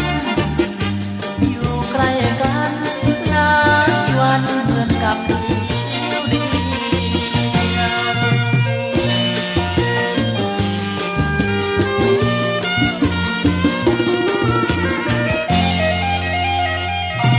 ชื่นอุราเมื่อมาจุ่มนุมร้องรักเรียกฉันดังได้ขึ้นสวรรค์เลยร่วมบรรพนใจร่าเริงหายเปลี่ยว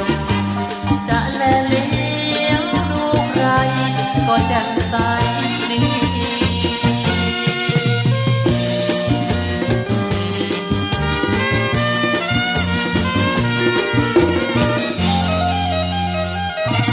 ได้เวลา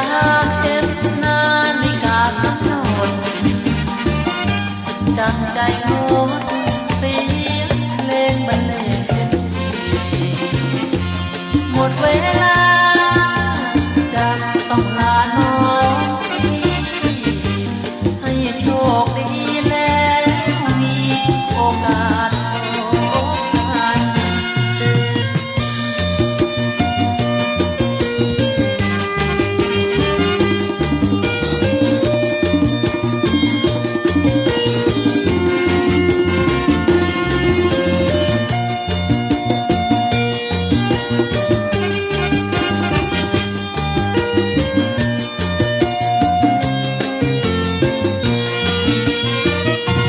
ได้เวลาเข็มนาฬิกากำหนดจับใจงดเสียงเพลงบรรเลงเสียงดีหมดเวลาจะต้องลาน้อง